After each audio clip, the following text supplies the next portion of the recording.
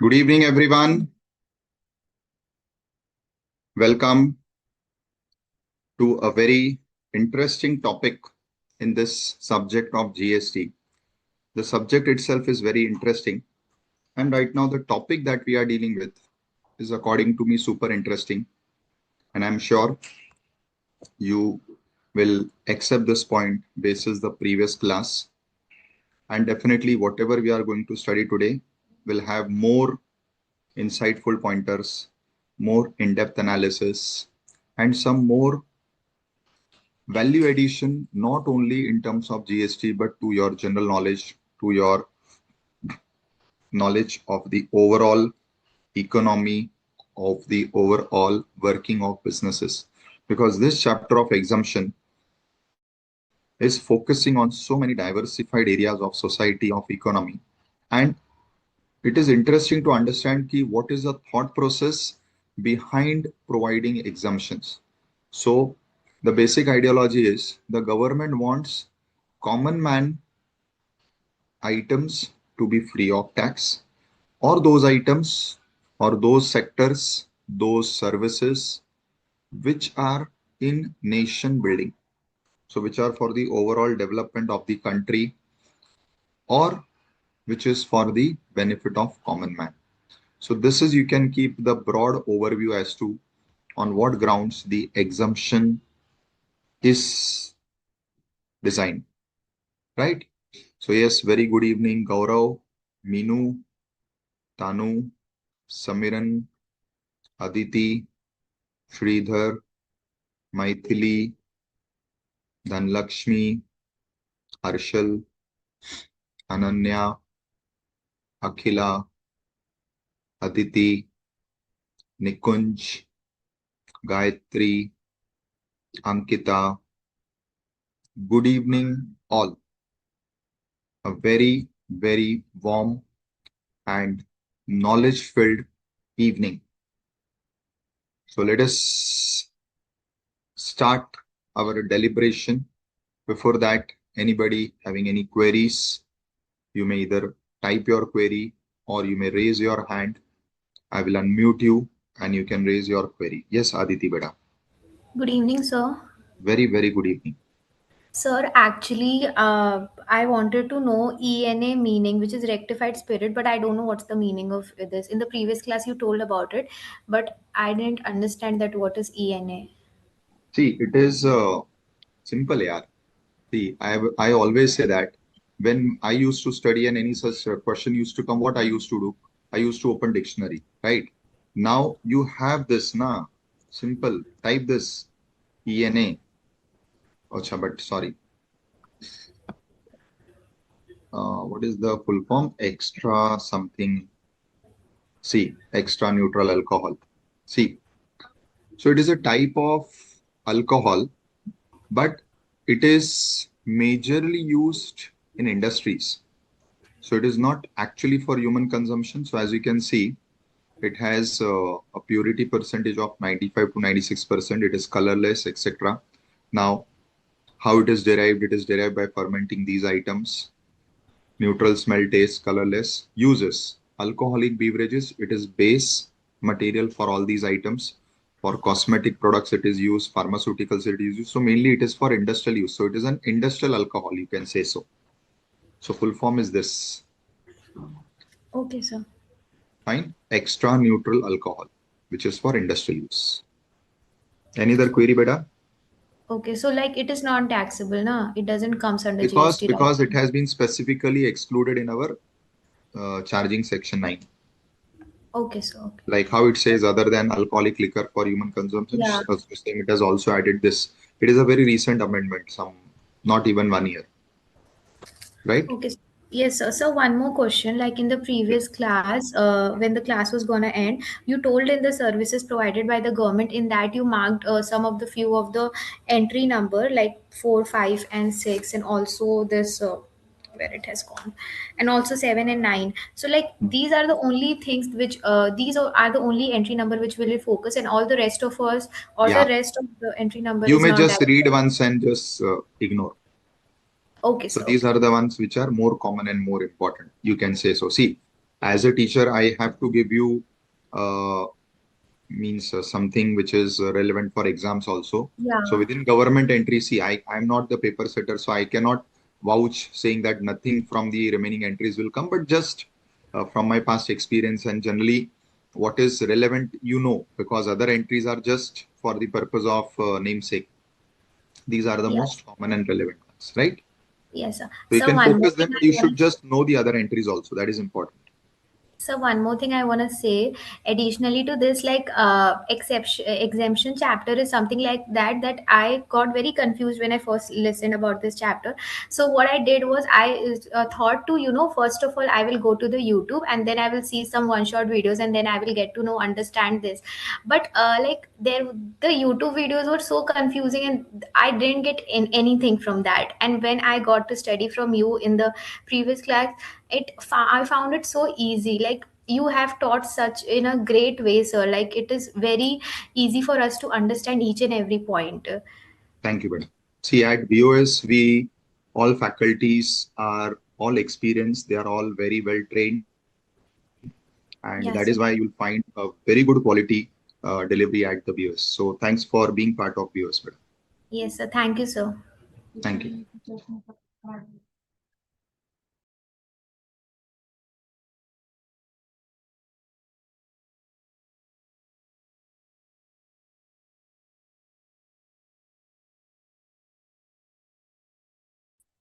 Yes, Hemlata.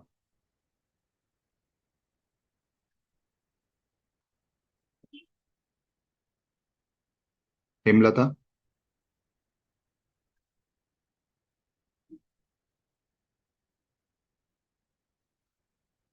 Next is Dina or Dania? Dania, sir. Good Dania. evening, sir. Yes, Dania. Good evening. Please tell me. Yes, sir. Sir, actually, I have joined this class first time today. So, should I watch the previous lecture first or can I continue You can continue today? because the best part of this topic is all entries are independent. Like in the previous class, we discussed about services of government which are exempt. Then we discuss about education which is exempt. But today you'll find altogether different services. So basically, we are talking about those services on which GST is not required to be paid. Why? Because the government has made them exempt from tax. That much basic you should know, and you can continue this class. Remaining, you can watch the video to get more details of the previous class. But you can very well continue and you'll understand everything. Don't worry. Okay, sir. Thank you. You understand now what is exemption? That only you need to understand because what we are studying is the list of those services on which you don't have to pay tax. Such services or such items on which tax is not required to be paid is called as exempt items. Like in income, we'll call them exempt incomes. In GST, we call them as exempt supplies. And commonly, such chapters are called as exemptions. Fine, Dania? Yes. Shubhamoy. Hi, Have I sir. pronounced your name correctly, beta? Shubhamoy? Yes, sir. Subhamoy. Shubhamoy. Yes, sir. Correct? Good evening, sir. Very good evening, beta. Please tell me. Sir, can you give me the WhatsApp group regarding this session? Is Yeah, there so any? you just type it to the technical team, the tech support, you can see the name. You text message them, they will share in the group. Sir, they want WhatsApp link. So whatever link, so please share it. Fine, Shubhamoy? Fine, beta? Yes, sir. Perfect. So can I get that in the chat box? Yeah? You'll get it in the chat box. They will immediately send it. No worries. Oh, Fine. okay, sir. Thank you. Thank you, sir. Yes, students. So, yes, very good evening. Ankita, Aditya, Divya, Prajot. Yes. Akhila is asking, sir, government service 6. Okay, let us see what is 6. See, 6 is the most important entry, beta, because 6 is the entry which says that you can just add a word here. All services which the government gives is exempt, except these 4. It means the languages we are studying exemption list, and within that they are saying excluding means These four are taxable. Other than this, all other services of the government will be exempt. So, service by post. Now, for post, you have a separate entry where few services of post are exempt, but here it has been excluded. So, from here, post is excluded, means post is coming under taxable category here. Then services in relation to aircraft vessels at ports, airports, services relating to transport of goods passenger, and most important, where the government is giving services to businesses. So you can say where individuals are getting service, that is exempt, but where businesses are getting service, that is what they want to make taxable. So that is how this list is coined, beta. I hope your doubt is cleared, Akila. Karishma, that we will be guiding you in the course of the class. We'll talk about that. You remind me at the end of the class.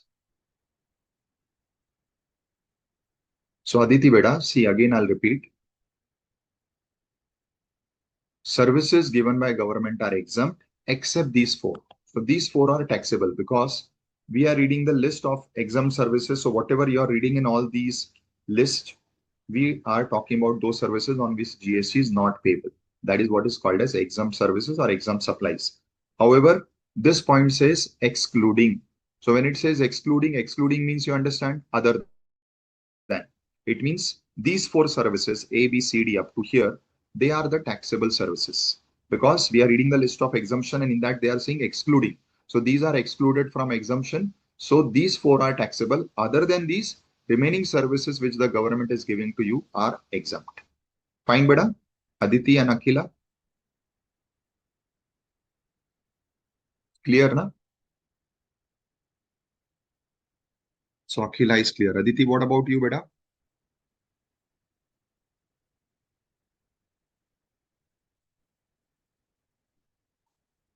Kindly reply fast. Yes, I've unmuted you. So now it is getting cleared, but in the last previous class, no, you have told that it is exempt, and also in the left But hand here, side but you I have have clearly written taxable. taxable. So, but please understand, we are reading exemption list only. So all services that we are reading are exempt. But here they have Okay, said excluding. So it is services given by government are exempt except these four.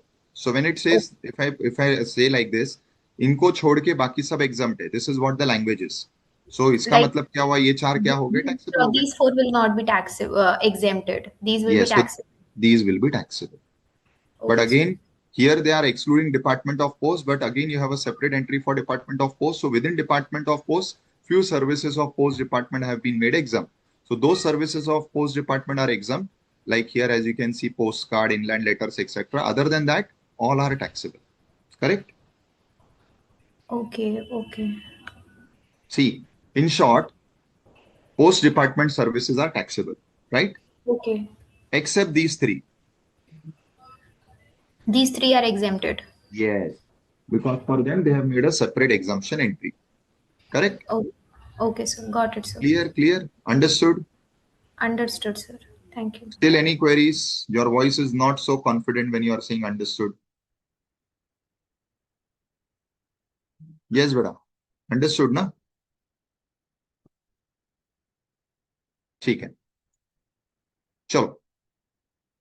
Now, we move on to a very important exemption, and this will also be very insightful because many things you'll learn in this exemption entry, which I'm sure you were not knowing about, though it is a day-to-day regular service which we all avail. So it is healthcare services. Now, within healthcare, there are two categories: services of healthcare for birds and animals.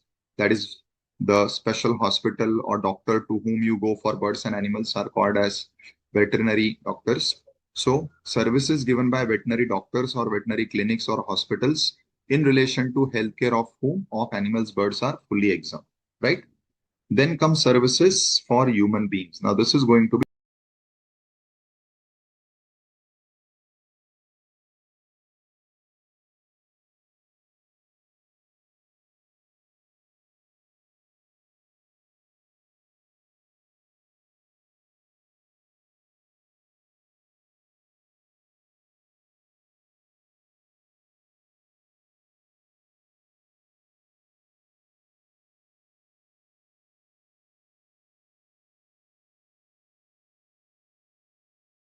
Now, when we come to the second category, so see, now this is important. So you can learn this number, or you should learn this number. As I've said, it is not compulsory at this level to remember serial numbers, but it is recommended that you learn at least the important ones. So 74 entry is for human beings healthcare service.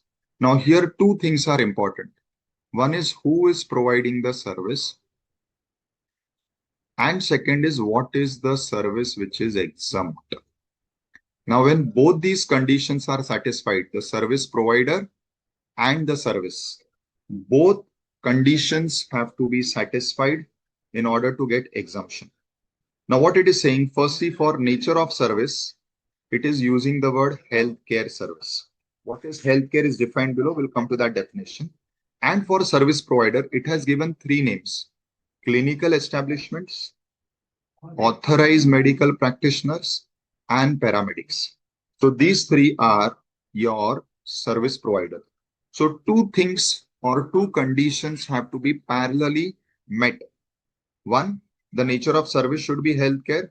Two, the service provider should be one of them. What is the meaning of all this? So all these are defined. Now we come to the first part, or let me first take the smaller definition. Who are these three people? So first service provider is clinical establishments. In very simple words, as you can see in the photo, these are all the hospitals.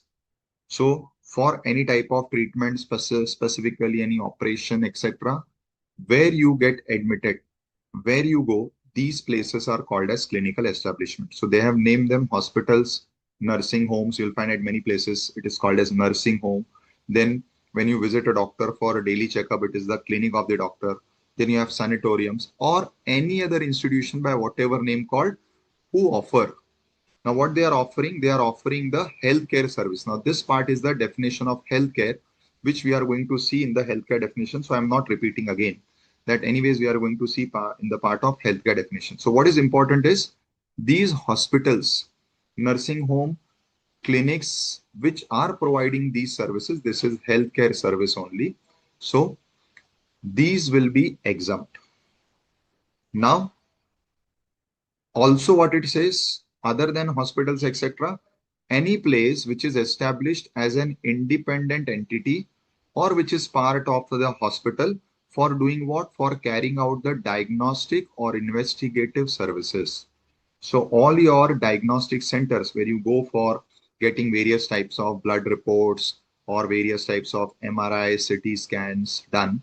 So all these places also come under clinical establishment. So one, hospitals, clinics, etc. And second, the places where you get all the reports done, which are called as diagnostic centers or investigative services of disease centers, right? So another word is pathological labs. So where we go for getting all these reports done, we go to the labs. All these come under clinical establishment. So first service provider is hospital. Who is the second service provider? It is the doctor. So in very simple words, doctor. What it is over here called as authorized medical practitioner. Means what? A doctor. Now I'm purposefully using the word which is known to you. Most important, who is registered with any of the councils of the recognized systems of medicine. Now again, what are recognized systems of medicine? We are going to see the list. So the list is, we all know, very commonly we are using this. Sometimes we use these and these. Others you are not very well versed of, like Siddha, Unani, you may not be knowing. Last is any other system which the government may recognize. As on date, nothing is recognized. And these are some upcoming areas of medicine practice. Now, these are all systems of medicine. Systems of medicine means various, like we know allopathy is a different field, Ayurveda is a different field, homeopathy is a different field. So these are called as systems of medicine. Now, let me tell you, this is named in short as Ayush. In fact, the government has a special department called as Ayush. So A for allopathy, A for Ayurveda, Y for yoga, U for Unani, S for Siddha, H for homeopathy, and N you can add anywhere because N is silent. As many times in English language, they use certain alphabets, but it is not pronounced. So N is silent. So Ayush is the short form for the recognized system of medicine. So who is a doctor? So doctor is one who is registered with the councils. Like, for every of these medicine field, you have different councils. So for allopathy, you have IMA, right? So for Ayurveda, there is again a different council. For Unani, there is a different council. So like how after becoming chartered accountant, we also register with our institute. A lawyer registers with bar council. So these are our councils. So similarly, for medical practitioners, that is doctors of these fields, there are different councils with which they have to get registered. And obviously, these councils give them the requisite qualification to practice. Like how after becoming CA, you have to apply for certificate of practice if you're not going into job but starting your own office or your own practice. Similarly, when a doctor wants to practice, that is start his own clinic or start his own hospital, the doctor also has to take certificate of practice. So in simple words, a practicing doctor, like how you say practicing chartered accountant, practicing doctor, that is what is the second service provider. So either you should get the medical service or hospital healthcare service from hospitals or from doctors. Now, third person who is named is this. Now, interestingly, our GST law does not define paramedics, but if you see the definition which is there, and if you actually see these people in real life, you will know who these people are.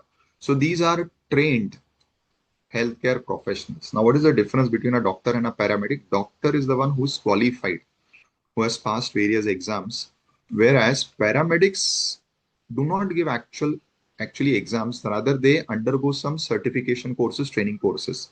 Like this is very common nowadays. Physiotherapist. So regularly you have some or the other injuries. Like I regularly play. So right now also I'm carrying two different ligament issues. So I also regularly visit a physiotherapist. So then you have all these technicians, lab assistants who work as people who are taking out your x-rays, etc. Then you have nursing staff. So all these people who are working in their independent capacity, to whom you go for a particular type of treatment. And these are trained people. So they are given some certificate. You will not see any doctor certificate given to them, but they are having a certificate that they have undergone a specialized training program for this. They are called as paramedics. I hope this is clear, right? So who should be the service provider? One of these three. Either you are taking the service from a hospital or from a doctor or from any of these paramedics. Now comes the most important part. What is the service that you should take for exemption? The service should be healthcare service.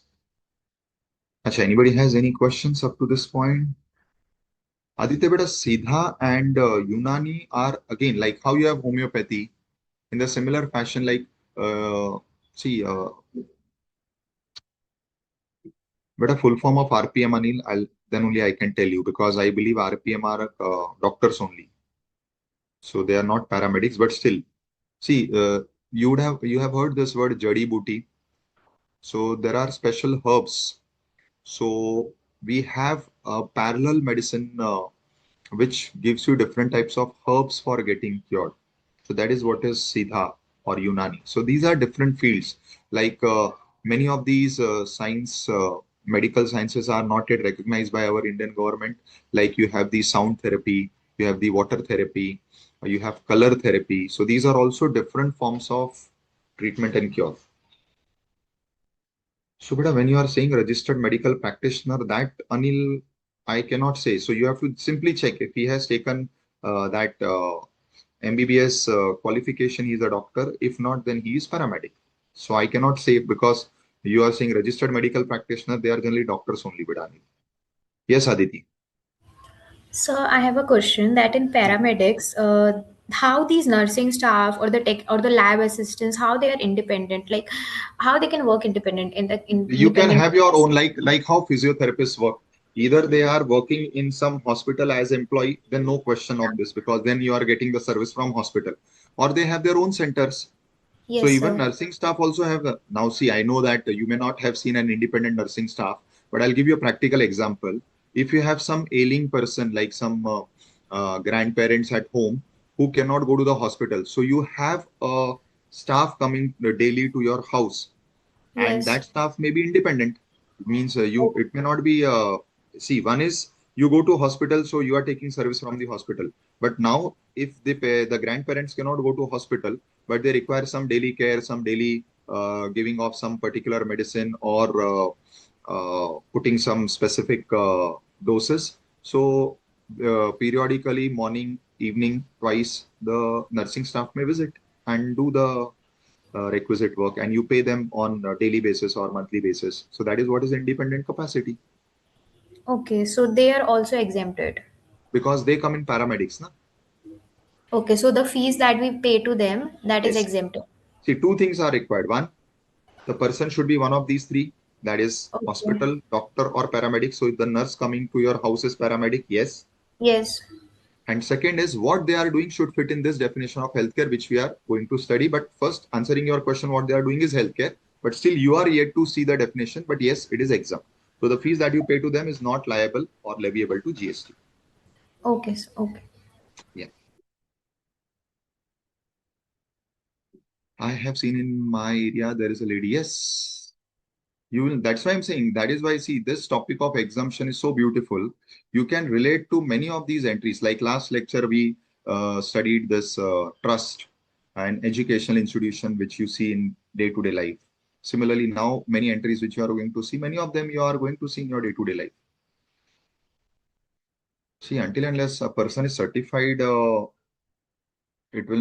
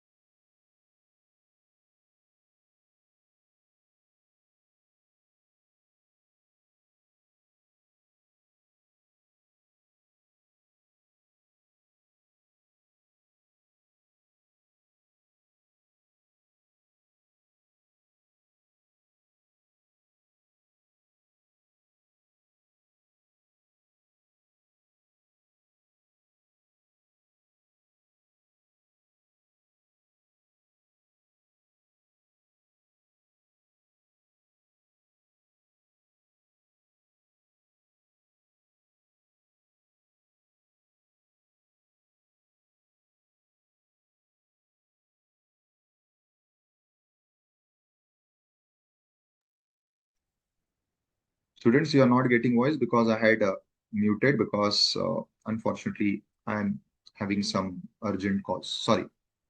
Okay. So I have seen paramedical training center. Very good. Doctors in villages. So they are the second category. They are actually doctors. So doctors in villages that you have seen are doctors. Yes, Nisha. So these hospitals all are exempted from the GST. बेटा Where wait रुको hospital exempt नहीं है. अगर hospital ने health care service दिया तो केवल health care service जो हॉस्पिटल दे रहा है वो एग्जम्प्ट है. तो अभी हम हेल्थ केयर सर्विस पढ़ने वाले. उसके बाद में आपको वो भी बताऊंगा कि हॉस्पिटल ऐसा कौन सा काम कर रहा है जो एग्जम्प्ट नहीं भी है, वो भी मैं आपको बताऊंगा. बट आप ये मत कंक्लूड करो कि हॉस्पिटल पूरा एग्जम्प्ट है, क्योंकि हॉस्पिटल पहला कंडीशन कि देने वाला कौन होना चाहिए, हॉस्पिटल, और वो क्या देना चाहिए, हेल्थ केयर. तो हॉस्पिटल तो है, पर अब जब तक वो हेल्थ केयर कर रहा है तब तक ही एग्जाम है. अगर वो हेल्थ केयर के अलावा कुछ और कर रहा है तो एग्जाम नहीं है. ठीक है. सर हेल्थ केयर के अंडर भी कुछ प्रोडक्ट्स होंगे जो उसी पर बस एग्जम्पशन होगी. नहीं बेटा, तो अभी हम पढ़ रहे हैं ना, आपको पता हाँ चल जाएगा ना हेल्थ केयर में क्या आने वाला है. वो तो अभी पढ़ने के बाद आपको पता चलेगा ना. Okay sir. और पहली बात, हम प्रोडक्ट की बात नहीं कर रहे, हम सर्विस की बात कर रहे हैं बेटा. सर्विस. हाँ. प्रोडक्ट में तो क्या आ जाएगा, मेडिसिन. मेडिसिन पे तो बहुत अलग अलग रेट्स है. कुछ मेडिसिन 0 रेट है, कुछ 5% है. सो हम मेडिसिन की बात नहीं कर रहे, because you are talking about supply of service, not supply of goods. Correct. Yes sir. Yes, but you are right.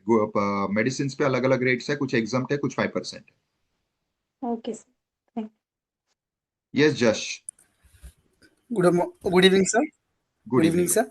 Sir हम यहाँ पर सर्विस की बात कर रहे हैं, जैसे कि एक बिजनेस है जहाँ पर हम लोग है ना पूजा पाठ का सामान बेचते हैं। तो सर हमारे यहाँ पर कुछ प्रोडक्ट्स पे जो जीएसटी वो एग्जेम्प्टेड है। पहली जैसे कि बात अगर हम आप उसे मुझे कलावा बताओ, जब बोल आप रहे हैं पूजा तो वो पाठ का सामान जीएसटी बेचते हो तो वो सप्लाई ऑफ गुड्स है, सप्लाई ऑफ सर्विस है? सर गुड्स है। परफेक्ट, ठीक है, अब आप आगे बोल सकते हो। So that should be clear first. जी हम्म ये सर तो जैसे सर कुछ सामान हमारे यहाँ पर एग्जेम्प्टेड होता है, जैसे कि अगर हम कलावा होता है, अगर हम उसे बराबर। कलावा के नाम से लेते हैं तो वो हमारे लिए जीएसटी में एप्लीकेबल होता है। लेकिन सर अगर हम उसी को हम मोली में लेते हैं तो एग्जेम्प्ट हो जाता है। हम्म तो ठीक है ना, सर आपका ऐसे सवाल ही क्या है? इनकी में भी हुआ। सर तो हेल्थ केयर सर्विस में हमें इधर कैसे पता चलेगा कि कौन सी सर्विस जो है वो एग्जेम्प्टेड है, मतलब बेटा पर्टिकुलरली अभी हेल्थ वही तो सर्विस बहुत सारी हो डेफिनेशन जाएगी। है, तो वो मुझे डेफिनेशन पढ़ने तो दो। जब मैं पढ़ूंगा तो आपको समझेगा ना कौन सी एग्जाम है कौन सी नहीं है। ओके सर, ये ओके सर, ये सॉरी। अभी हम इसी पे तो आके रुक गए। मैं आपके डाउट सॉल्व करने लगा ना। हाँ सॉरी सर। सही है, सॉरी। तो अभी आपको पता चल जाएगा क्या एग्जाम है। हाँ sir, okay okay. Ji sir, okay.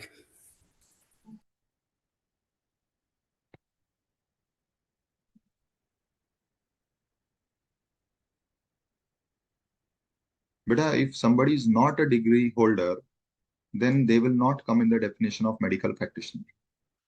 Then technically what they are doing is not exempt, because anybody calling himself herself as doctor is not sufficient.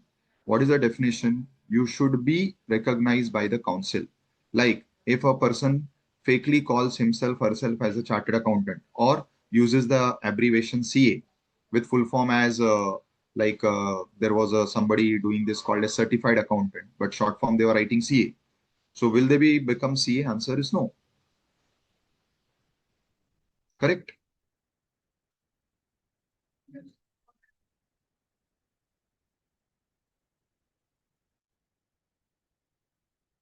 Perfect. Now students will understand what comes under healthcare service. So it says any service, but which service? It has to be one of the three. Either you are doing diagnosis, or you are doing treatment, or you are doing care. So diagnosis, generally this happens when, let us say, you're not keeping well, you're constantly having pain, you're constantly having vomiting. So the doctor says, okay, get these tests done. So what you are getting done in the form of test, that step is what is diagnosis. Then after diagnosing, the doctor comes to know that, okay, it is a food poisoning or this type of infection, or you have some liver issue or kidney issue. Then the second step starts, that is treatment, which may include a regular treatment of just giving saline with some medicines, or getting admitted for a day or two and putting you on certain specific routine, or going for some major thing like operation. All this comes under treatment. And then comes care. This generally happens after some major surgery or some major type of operation, where you are kept in the hospital itself under observation. At times, various equipments are fitted to you to monitor various readings. And then after, let us say for some time, you may even be kept in ICU to keep a watch. A special doctor is there with you. Then after that, you are shifted to regular ward. And then after a few days, when things stabilize, when all your readings are within the range, then they discharge you. So this part is the care. Now, what is healthcare? It means doing any of these things: diagnosis, treatment, care. But of what? Of, now these words are very important. So it has to be treatment, diagnosis, care. But of what? So the first word is, so it is diagnosis, treatment, care. Of what? Of illness. So illness we all understand. We always say that I'm not feeling well, I am ill. Second is injury. So some accident has happened, or because of fire you get burnt. All these are injuries. Then there is deformality, abnormality. These generally happen at the time of birth itself. So at the time of birth itself, either something is not in the proper requirement. So what is normal for others, you may have something less than that, or something is abnormal. So you may have abnormal growth. So deformality, abnormality, these are generally by birth. And the last one is pregnancy. Now, when relating to any of these 5 things. You are doing diagnosis, treatment, or care. And the last part is in one of the recognized systems of medicines, that is Ayush. As I said, there are other systems of medicines also, but they are not accepted by the government of India. It is not that they are illegal, but they are not recognized. So if you are getting treatment done in any other field of medicine, like there is some Chinese therapy, then there is Reiki, there are so many different fields of doing treatment and cure, but they are not coming in the recognized systems because government of India is not yet recognized. So they will not be eligible for exemption. So 2 things. 1, you should do one of these things: diagnosis, treatment, cure. Second, of what? Of illness, injury, deformity, abnormality. And last, by way of Ayush, that is allopathy, Ayurveda, Unani, one of these modes. When all these conditions are satisfied, it fits in the definition of healthcare. But healthcare is not complete or final over here. They add something to it. So they say besides the above part, that is treatment, even transporting the patient. So in ambulance, so basically what they are covering is ambulance. So where the patient is taken to or from the hospital. So many times you are admitting the patient to hospital, so ambulance is required, or returning back from hospital, ambulance is required. So ambulance services for taking the patient to hospital or from hospital back to home is also covered. So that will also be exempt. Now, what is very interesting is it has excluded one service, which may fall in treatment and cure only, but it has been excluded, means it is taxable. So this one type of treatment is taxable. What is that? Hair transplant. Now we all know this. Cosmetic surgery, like many film stars do, or plastic surgery when some part gets damaged, maybe get burnt, or you met with an accident and some part get torn off. So we do plastic surgery. So hair transplant, we all understand, artificially planting hairs. Cosmetic surgery, where these famous film stars, they get their nose done, they get their lips done, they get their cheeks done, many things they do. That is cosmetic surgery. Or plastic surgery, that is where you get some artificial thing grafted. Now this part they are saying is not included in healthcare. However, again they say except. So it is again coming in exemption. Means when you get these 3 things done, first rule is they are taxable. So firstly they are saying all these 3 things are taxable, but it will be exempt. Why? If you have done this, to do what? To restore, reconstruct the anatomy or the functions of body which were affected due to congenital defects, developmental abnormalities, injury, trauma. In simple words, when it will be exempt, when this hair transplant, cosmetic surgery, plastic surgery is done for treatment, and when it will be taxable when it is done for beautification. This is the difference. So what is treatment? So one of these things have happened. There is some congenital defect, there is some developmental abnormality, or you met with an accident, or there was a trauma. Now because of this, there is a hair loss. Like many times I'll give you example of this. Post-cancer treatment of chemotherapy, you lose hair. Or you met with some accident because of which your scalp got torn off. So the entire skin which is carrying hair buds has torn off. So you are doing the plantation. This is part of exemption. But I am not having any of these things. But just to look better, I want to plant extra hair. Or maybe because of age, there is hair fall, there is hair loss. I am getting bald, so I get the hair planted. These things will come in beautification. So this is the differentiation. So when these 3 things, specifically for these 3 things, the condition is if it is done for beautification, because as I gave you example of film stars, cricketers and celebrities, they do it for beautification. That will be taxable. But when these same 3 things are done because there is some developmental defect, there is some accident because of which, let us say, some body part has torn off, so you require plastic surgery, let us say you damage your nose or lips or teeth in some accident, so you get a cosmetic surgery done, then it is treatment, it will be exempt. So if it has any of these reasons for doing these three things, it will be exempt. Otherwise, it will be taxable. So this is what a student's healthcare service. Now you will understand what is covered in healthcare. Now, when a hospital or a doctor or a paramedic does any of these things, that is diagnostics, treatment, care, it will be exempt. Good evening sir. Yes. Sir हम लोग जो full body health checkup कराते हैं तो उसमें भी कुछ test कराने पड़ते हैं, बट वो इलनेस वगैरह या इंजरी वगैरह के वजह से नहीं होते, तो वो इसमें एग्जेम्प्ट हो गए ना? सी एक चीज समझो, ये तीन चीजों के लिए ही कंडीशन है कि उसमें आपका कोई प्रॉब्लम होना चाहिए, कंजेनिटल डिफेक्ट एक्सेट्रा। बाकी जब आप नॉर्मली डायग्नोसिस करा रहे हो, इट इज ऑलवेज एग्जाम्प्ट ना बेटा। Okay sir. See please understand, only for these three things there is, because क्योंकि ये तीन चीजों में ही लोग ब्यूटिफिकेशन के लिए भी करवाते हैं ना। Yes sir. करेक्ट। हाँ। So thank you sir.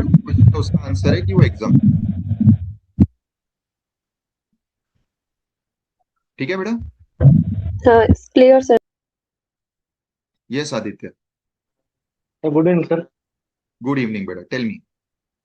Sir, you told that for beautification it is taxable, and you told Yes. that treatment for hair transplant, cosmetic and plastic surgery are exempt. But how we find out that it is taxable or it is exempt, sir? Sorry. Can you please repeat, beta? I could not get what you said because of some voice lagging. Sir, that is that taxable for beautification it is taxable. Yes. Same as it is hair transplant, cosmetic and plastic surgery are exempt. Are mentioned in that. But how we find out it is taxable, it is exempt? So, beta, that is what is the difference. You will have to prove that any of these things exist. If any of these things exist and you get a transplant done, then it will be exempt.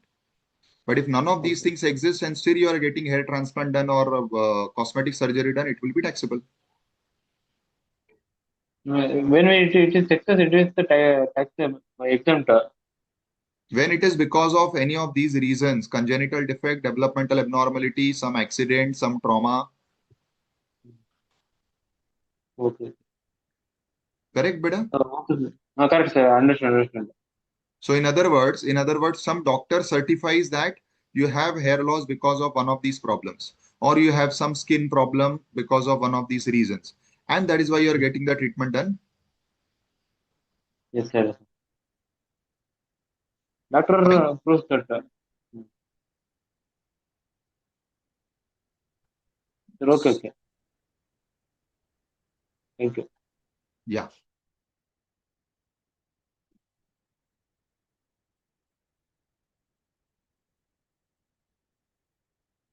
Done, students? Monthly checkup, yes. Checkup comes under diagnosis, na beta. So it will be exempt. Yes, beta. Every time exemption, whenever you are claiming, you have to prove that whether it is beautification or treatment.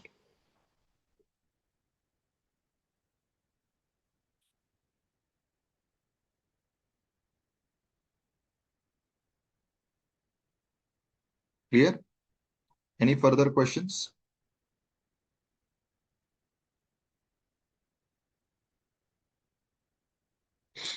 Okay. Satish has some question. Good evening, sir.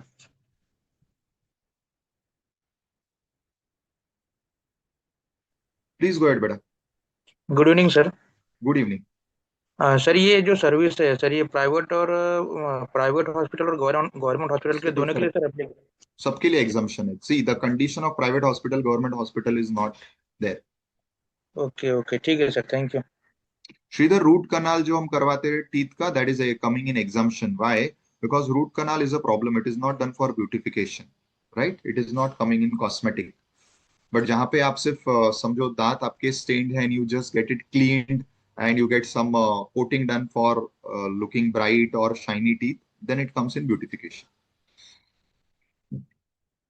Fine, beta? Satish, is your doubt clear? Or you still have a question? Yes, sir. Clear. Thank you. Perfect. Great.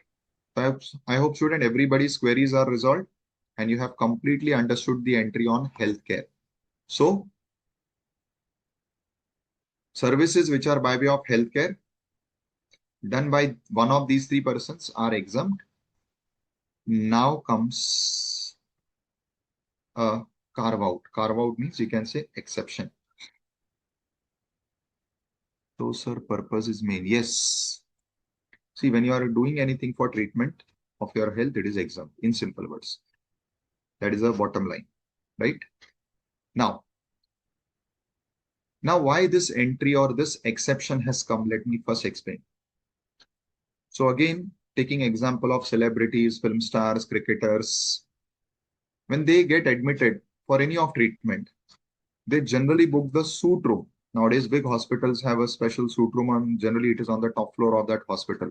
So when you go to any big hospital, they have suit rooms like hotel suit rooms, which are then charged on per day basis, ranging from 25,000 to 1 lakh per day.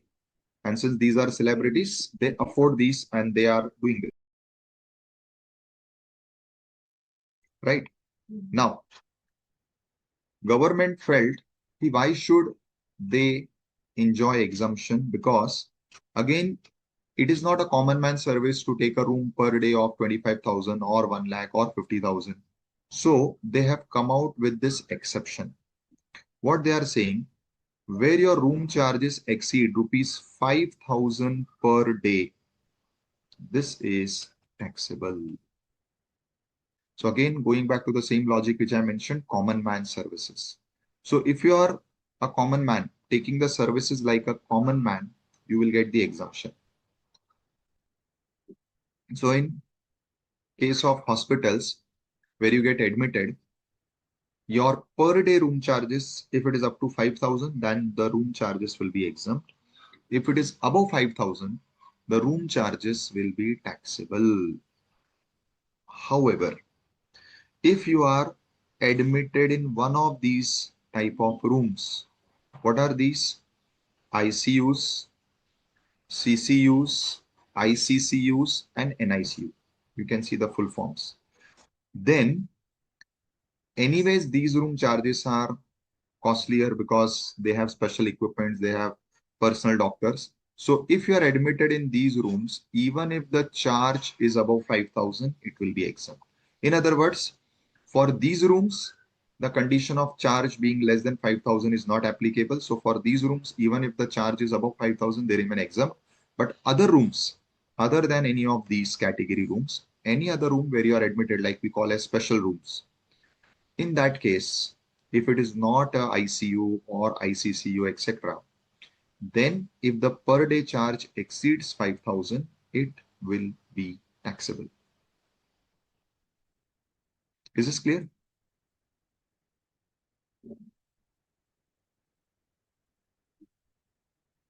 Any questions on this?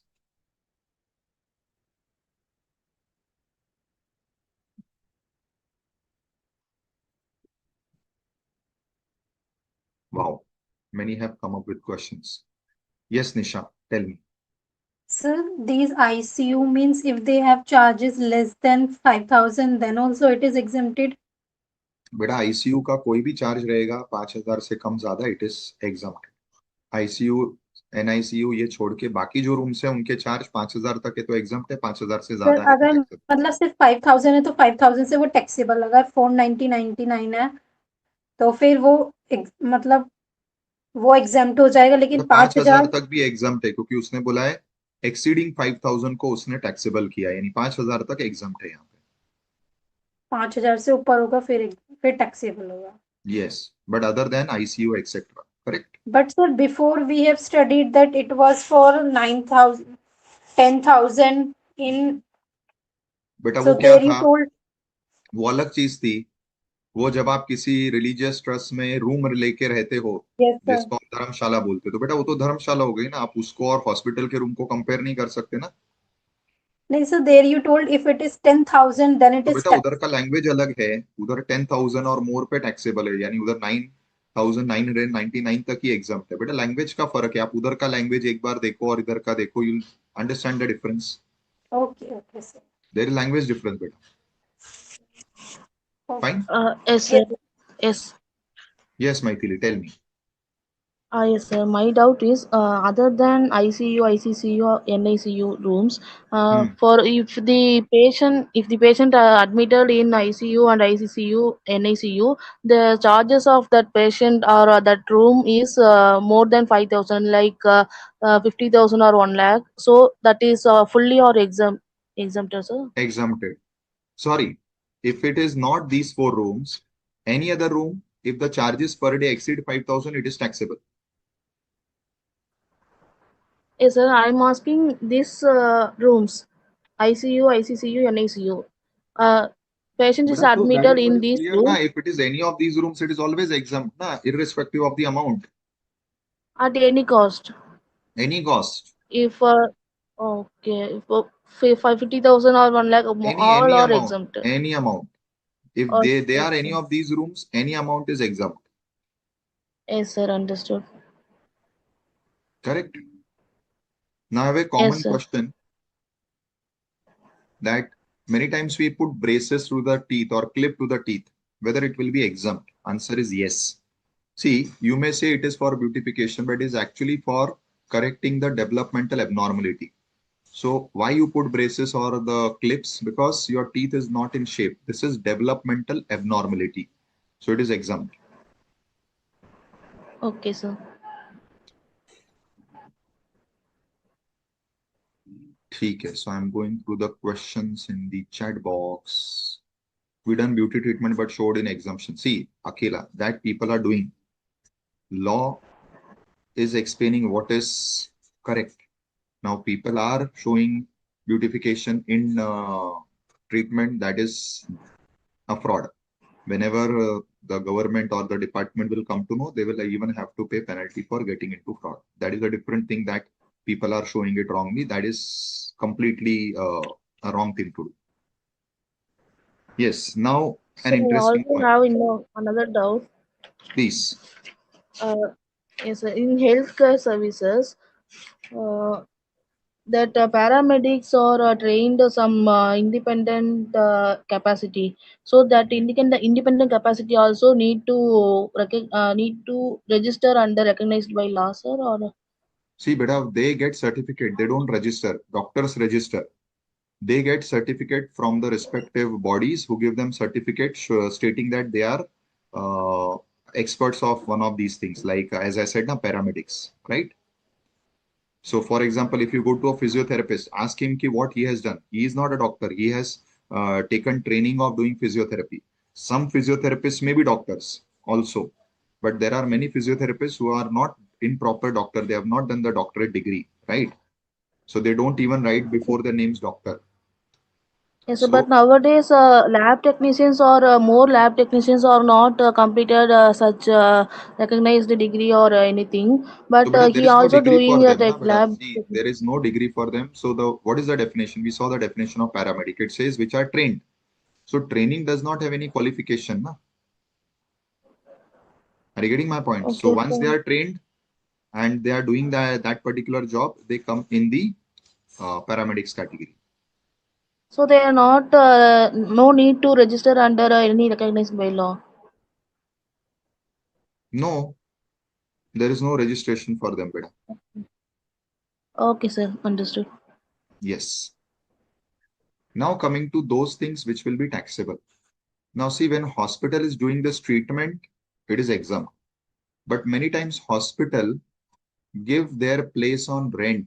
Like I am a big hospital, one floor I have given to a cafeteria because patients, relatives will come, many people will come to meet the patients. So they should get some snacks and something. So there is a cafeteria who is running or a restaurant is running in my place. I have given that place on rent.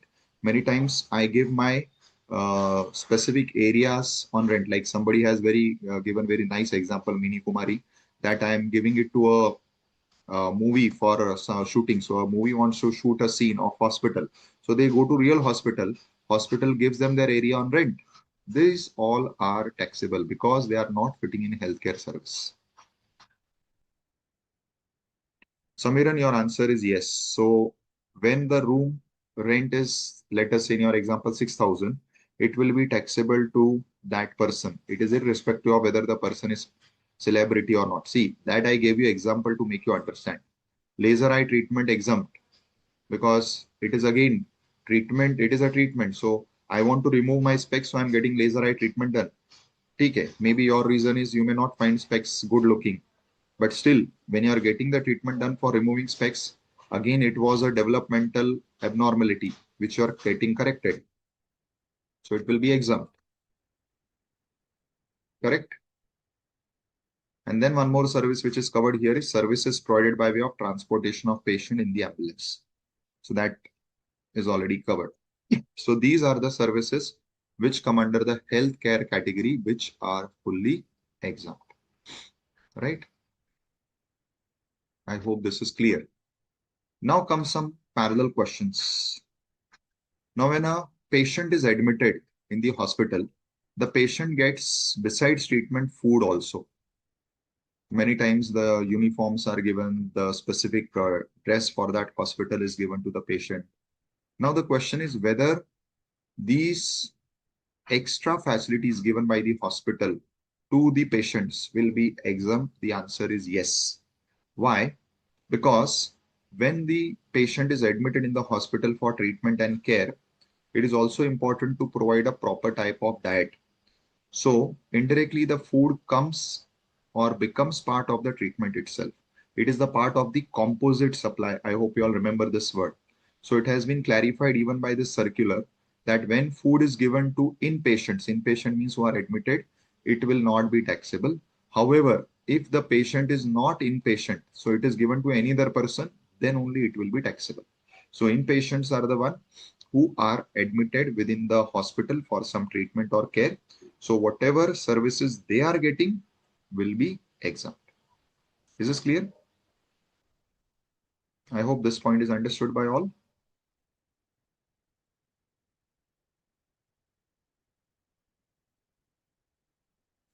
Sir, once again repeat. क्या Sir, but repeat करूं बेटा? sir, this food supply, बेटा if जो not patient admitted, admitted है, admitted patient को जो food दे रहा है वो एग्जम्प्ट है, और जो पर्सन एडमिटेड नहीं है, समझो एक दिन के लिए सिर्फ आया है और उसको कुछ फूड दिया हॉस्पिटल ने, वो टैक्सेबल है. सो अगर आप एडमिटेड पेशेंट हो, सिंपल वर्ड्स में इन पेशेंट मतलब एडमिटेड पेशेंट जिसको अपन एडमिट करते हो हॉस्पिटल में, correct? yes sir. So if you are admitted in the hospital, food given to you is exempt. Simple. And sir, before you told of rent, so Correct. that one बेटा please आपने अपने hospital की जगह दूसरों को भाड़े पे दी, जैसे किसी फिल्म को भाड़े पे दी शूटिंग करने को. आज फिल्म में बहुत बार हॉस्पिटल के सीन्स होते हैं ना, ऑपरेशन थिएटर के, हॉस्पिटल रूम के. yes sir. Sir, तो वो वो रियल taxable हॉस्पिटल, है. वो टैक्सेबल है क्योंकि वो हेल्थ केयर सर्विस ही नहीं है. Okay sir. करेक्ट? जैसे Yes उसने sir. यहाँ पे बोला है services other than health care. आप कोई भी दूसरी सर्विस दोगे, रेंटिंग की, आपने अपनी जगह शॉप वालों को दी, ऑडिटोरियम भाड़े पे दिया, या आपके इधर किसी की एडवर्टीजमेंट लगाई, ये सबको जीएसटी लगेगा. Okay sir. ठीक है? Yes sir. Now then question comes, nowadays this is very common, IVF, test tube babies. So when you are getting this type of treatment done, IVF, whether it will be taxable or exempt. So it has been clarified by this circular that treatment like IVF, ART, that is assisted reproductive technology, by which you get children, they are all coming in this category. Why? Because it is an abnormality because of which you are not able to conceive. So that is corrected by this ATF or IVF. That is why it is coming in healthcare and hence it is covered in the definition. So it will be eligible for exemption. I hope this is all clear to everyone. So we completed yesterday the government services. So now we completed a very important service, which is healthcare. Now let us proceed. Yes, many things in the chat box. So let me see the chat box also. Laser eye treatment, I explained. Ambulance services provided by hospital is exempt. If ambulance is provided by individual as business, that is also exempt. Dhanalakshmi. Not patient food. Yes. Current example, Bombay Hospital. Correct. They have Birla Matoshri Auditorium. Correct. It is given for dramas. It is taxable because it is not used for healthcare. See, even if it is used for healthcare training programs, it is not healthcare. Healthcare is only three things: diagnosis, treatment, care. It is not training. So since training is not covered in diagnosis, treatment, care, hence it is not healthcare, it is taxable. Food supplied to doctors and nurses, taxable. Super.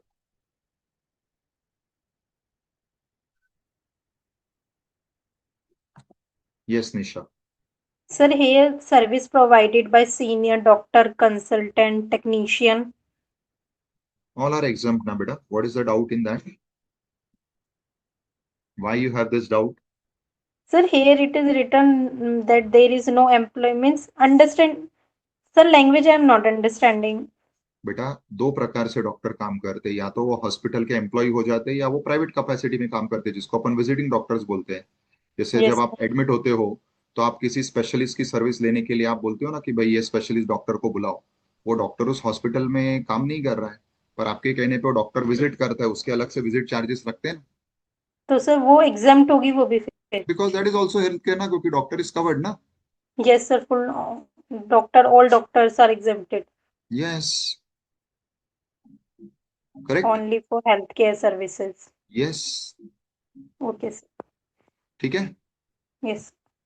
Perfect.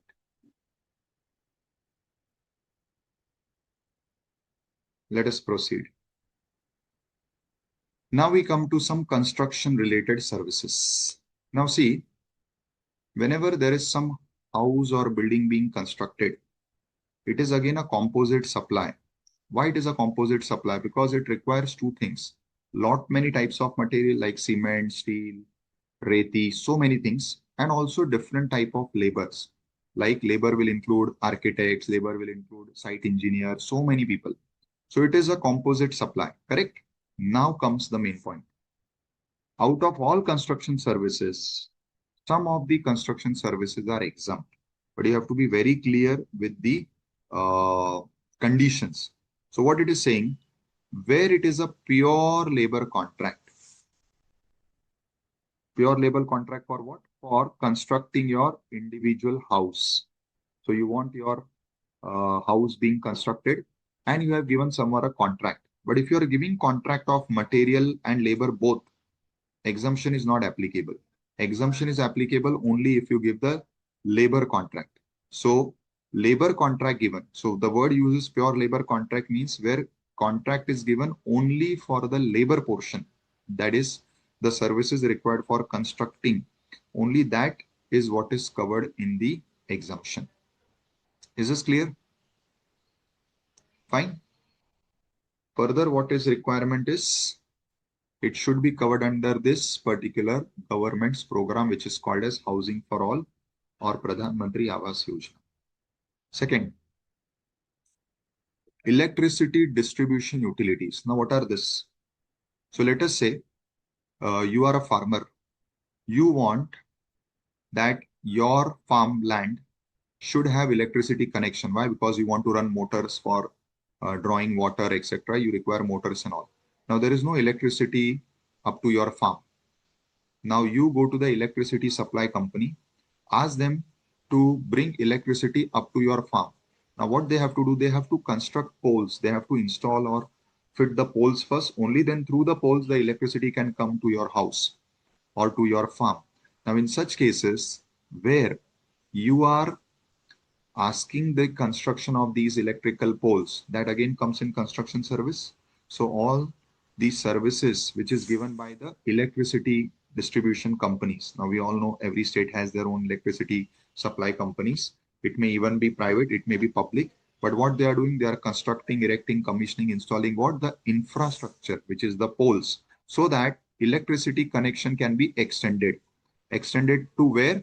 Extended to your farm so that you can run the tube well, etc. Correct? So this is what is important. So it should be for agricultural use that you are getting that poles and all constructed, fitted. So that construction service will be exempt. Next is again where you have given only labor contract. And it is given for construction of your single residential house like bungalow. So where you are getting bungalow, etc. constructed. And for this, you are giving again pure labor contract. That is without material contract. That is again covered in the exemption. Right? I hope this category is clear. It is simple. There is no much complication here. So 3 categories are covered here. Sir, I didn't get the 11th entry. But what you did not get, please ask Sir, me. like for what these are like the single residential? You are getting your single residential is a bungalow. That is what is single residential. Now, see, one is a complete building, which is called as a complex. So they are not talking, complex is covered in first point, correct? So this is covering only the single residential unit. That is, you are getting a private bungalow constructed. So for that, whatever labor contract you have given, that will be exempt. So for what purpose the single bungalow will be? There is some disturbance at your end. There is disturbance. No, sir, not my end. Tell me, Aditi. So, like, for what purpose this bungalow will be used in the future? Like, for giving as a flat rent for something like But that. a bungalow, you are one single. See, you understand now what is a bungalow? No, actually, I'm getting confused. Like, it is for the commercial purpose or it will be used But by a my... bungalow is always residential, na? How it can be commercial? When you No, construct like... a bungalow, it is residential, na? Okay. And now see, no government can see what you do in future, whether you stay there or you give it on rent. Yeah. That is not the condition. But tell me one thing, we are exempting construction service, right? Yes. Now this will be used for next 60, 70 years. Can government keep a check what you're doing for 60, 70 years? Because I have to give exemption today. I'm giving exemption today. That's it. So, during that construction period only, this will be seen that... Because we are for... talking about construction service, na beta? Okay. So what they are saying, if it is a residential bungalow and you have given a labor contract for its construction, see the heading itself is construction, na? Okay. So if you're getting a bungalow constructed, simple, it is exempt. If it is a labor contract, it should not be material plus labor. It should be pure labor. So pure In the labor. first one also, sir, there was only labor. There will be not... Exactly. Okay. Correct. Right? Yes, Nisha. So pure labor contract means only labor No included, material, only material we labor, will... no material included. Okay. For labor it is. Yes. And sir, electricity distribution utility for farmers for agriculture use, it is exempted. मैंने explain किया ना आपको, आपके जहाँ पे आपका खेत है वहां पे आपको पोल लगाने पड़ेंगे, पोल से इलेक्ट्रिसिटी खेत तक आएगी ना, तो जो पोल फिट करने का जो सर्विस है which is again a construction service, that is what is exempt. Okay. Yes Meenu Kumari बेटा, जब आप घर कंस्ट्रक्ट करने के लिए लेबर अपॉइंट कर रहे हो तो जो लेबर आपने अपॉइंट किया है उनके जो लेबर चार्जेस है that is what is exempt. Beta Divya, is it coming in farming? You will get exemption if it comes in farming because वहाँ पे clearly बोला है it should be for agricultural use. So आपको ये check करना पड़ेगा दिव्या कि whether what you are saying is fitting in agriculture. If it fits in agriculture, then it will be exempt. So you should fit in farming, right? Yes, Maithilu. So section 10 shows pure labor contract means if the individual house is constructing under we giving the contract to engineers, so that Correct. Whole amount exempt. that Labor okay that we will so you don't give it to engineer, provide, you give sir? it to people called as works contractor. So you are giving this Okay. work to people called as works contractor. So they Okay. should only do the labor portion. Their charges should only include the labor charges. That is what is exempt. That is what is the entry. Correct? Okay, sir. Yes, Akila. So excluding these 3, other constructions are taxable. Fine, Maithili, you have understood? Sir, in 10th and 11th, this is only the difference that in 11th one for residential purpose, for single residential purpose, it is exempted. And And in here it is for the whole complex which is done under Pradhan Mantri Awas Yojana. these yojanas for Yes, this is exempted. correct. Yes. Fine. Yes, sir. Now again coming to a very interesting service, which is your day-to-day service. You travel from one place to other, right? Now, when you travel, you use a bus, you use a rickshaw. Nowadays, you have so many apps, Rapido, Ola, Uber, etc. Now, out of this, what all is exempt? Just keep one thing in mind, common man. So, services used by common man, they want to exempt. This is their ideology. And second is nation building. Now, interestingly, when we say common man, whether airfare comes in that, answer is no. Airfare does not comes in common man, right? However, they have given exemption to tickets, air tickets. Why? Nation development. What is nation development? They want to develop these smaller places, airports. So these smaller places, airports, they want to develop. They want people to go to these smaller places by flight. So that is why they are saying where you are traveling by air, obviously by economy class, if it is first class or premium class, then it will not be exempt. And you are traveling either to or from one of these airports. Then since we want to promote these airports, we want these smaller airports to develop. Hence, only these places air tickets will be exempted from GST. Any other airport you are traveling to or from, the air tickets will be fully taxable. I hope it is clear. Now comes, besides air, there are other mediums like we commonly travel by road, then we travel by rail, and we travel by water in some cases.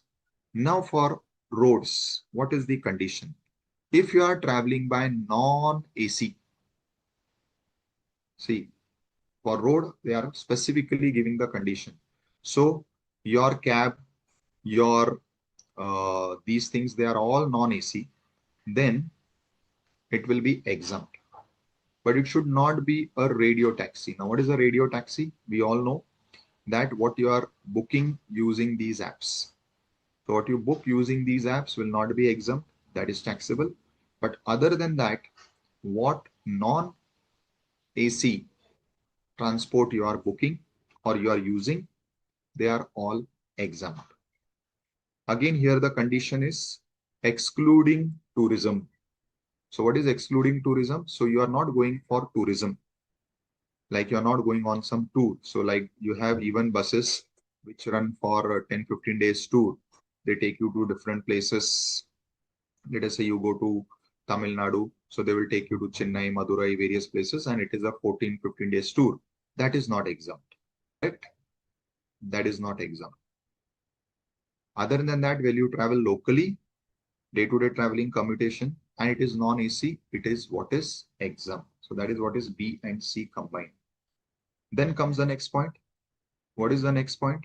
The next point is where services are provided by central government, again by way of transport of passengers by air.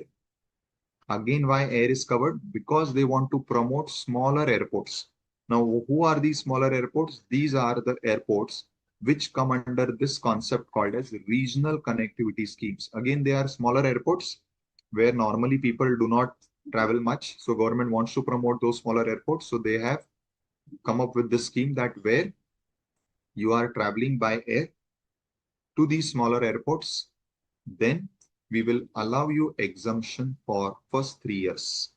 So when these airports are started for first 3 years, you will get exemption for the air travel charges. So yes, Tanu, so where cars are air conditioned, they are fully taxable. Satish, what is domestic? I'm not getting. Anyways, we are talking about domestic only. We are not talking about international travel. I think you mean to say local. Now, besides road, now we come to other cases like railways. Now, again, when you travel by railways, it is exempt, but now it is saying other than. It means this is taxable. And logically, why it is taxable? Because either it is first class or it is AC coach. So, if you take any railway ticket, if it is of first class, you will find GST. If it is of AC class, you will find GST. But other than if you take sleeper class or general coach, it will be exempt. Then interestingly, somebody will feel ki sir, metro should not be exempt, they are AC. I agree. But understand this, metros is a new concept. Still it is in India, metros are very new and they are available only in very big cities. So government wants to promote. So if you're traveling by metros, monorails, tramways, in some cities like earlier in Kolkata, we had these tramways. Now also maybe in some other cities, you may be having tramways. So where you are traveling by tramways or metro monorails, these are exempt. Then coming to water. If it is inland waterways, what are inland? So inland means you are not going for international travel. You are traveling within the country. So like for many places, you have to use small boats or you have to go by small ships. So those are all inland waterways. They are all exempt. And whatever public transport you are using, again, which is by way of ship between different places in India, again, it should not be for tourism. So other than for tourism, when you are using boats or ships, which are public transport, like many places you go via boat, and it is not for touring. So it means it is for your regular travel, which is used. It is a common travel place. Like in many places of India, the connection is through water route only, or there is parallel route, but people prefer water route. So when you are traveling in those places where you have water routes and you are using ships or boats, they are all coming under this exemption. So if you find this entry, you will find that these are all common man services which are given the exemption. Fine, student. So this is about your day-to-day transport, which is called as passenger transport, right?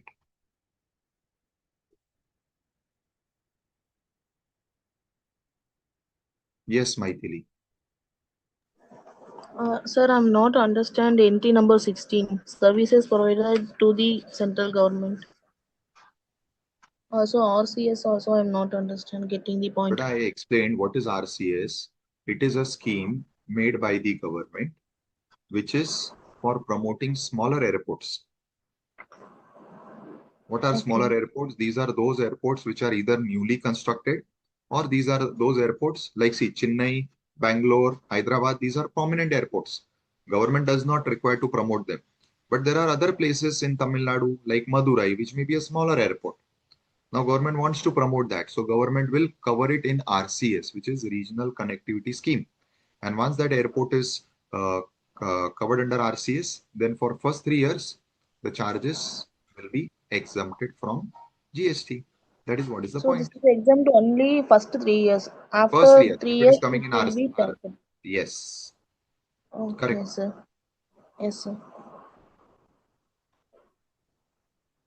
Understood, sir. Paramati, small or big, main point is you have to check whether it is coming in RCS scheme of government. So if it is covered in the RCS, then for first 3 years, it will be eligible for exemption.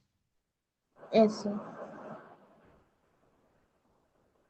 Divya beta, when you are saying in defense, sailing of ships within state is exempted, but within countries is taxable. So firstly, we are not covering defense ships beta. We are only covering ships which you are traveling. So defense, that is navy, etc. we are not talking about. Anyways, they are not charging to anyone. It is for government's defense. Correct? First point. Second point is any ship, whether public transport or anything, if it is within countries, it is taxable. Only when it is within India and it is public transport, it is exempt. Karan beta, again, the newly constructed airport in Navi Mumbai, you have to check whether it is covered in government's RCS. I believe it will not be covered because Navi Mumbai is not a small place. But still, you'll have to check if it is covered in the RCS. If it is covered in RCS, Karan, it will be exempt. So that you'll have to check the RCS list now, which all airports are covered in RCS. Correct?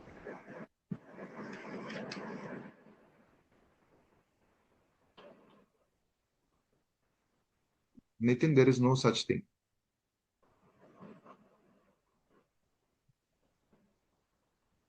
Yes, Sushmita. In this entry number 16, is it only for services provided to central government or to the general public as well? See, what is it? It is saying services provided to central government by way of transport of passenger with or without belongings by air, embarking from or terminating. Nothing contained in this entry shall apply on or after the expiry of period of 3 years from the date of commencement of operations of the RCS airport. So it is basically, so they are saying services provided to central government is what is covered. You're right. Okay, so not general public. Okay. Yes. Yes, Aditi. Sir, in this 16th one, it is saying that services to the central government. Like, why do like RCS is for the it is a kind of a scheme which helps the airports, newly or smaller airports, for 3 years to have their exemption. So it like it why it goes to the central government, the service it is So, for the beta, public. there are different types of services in airports. So that's what I'm saying. See now, certain exemption entries you understood very easily. Why? Because you everyday experience it. Now Yeah, you have never been, sorry, not never been. Sorry, you may not know what are the different services in airport. Like for example, in airport, the runway may be constructed by someone. It may not be done by the airport. The yeah, airport itself may be constructed by someone, but flights are using the airport, the passengers are using the airport, the lounge. So there are charges for many things. So when you see a ticket, in a ticket you'll have multiple charges besides, yeah. correct? So in that, if it is RCS, then the charges which are applicable relating to central government, they are exempted over here because certain services are over here availed by the central government in developing those airports. So those services are covered in exemption. Correct? And also in 15th one, in B and C, I'm getting confused. Like for the non-air conditioned, it will be exempted, and for Both are other, same, na beta? Other than air condition, non-air condition is same. okay.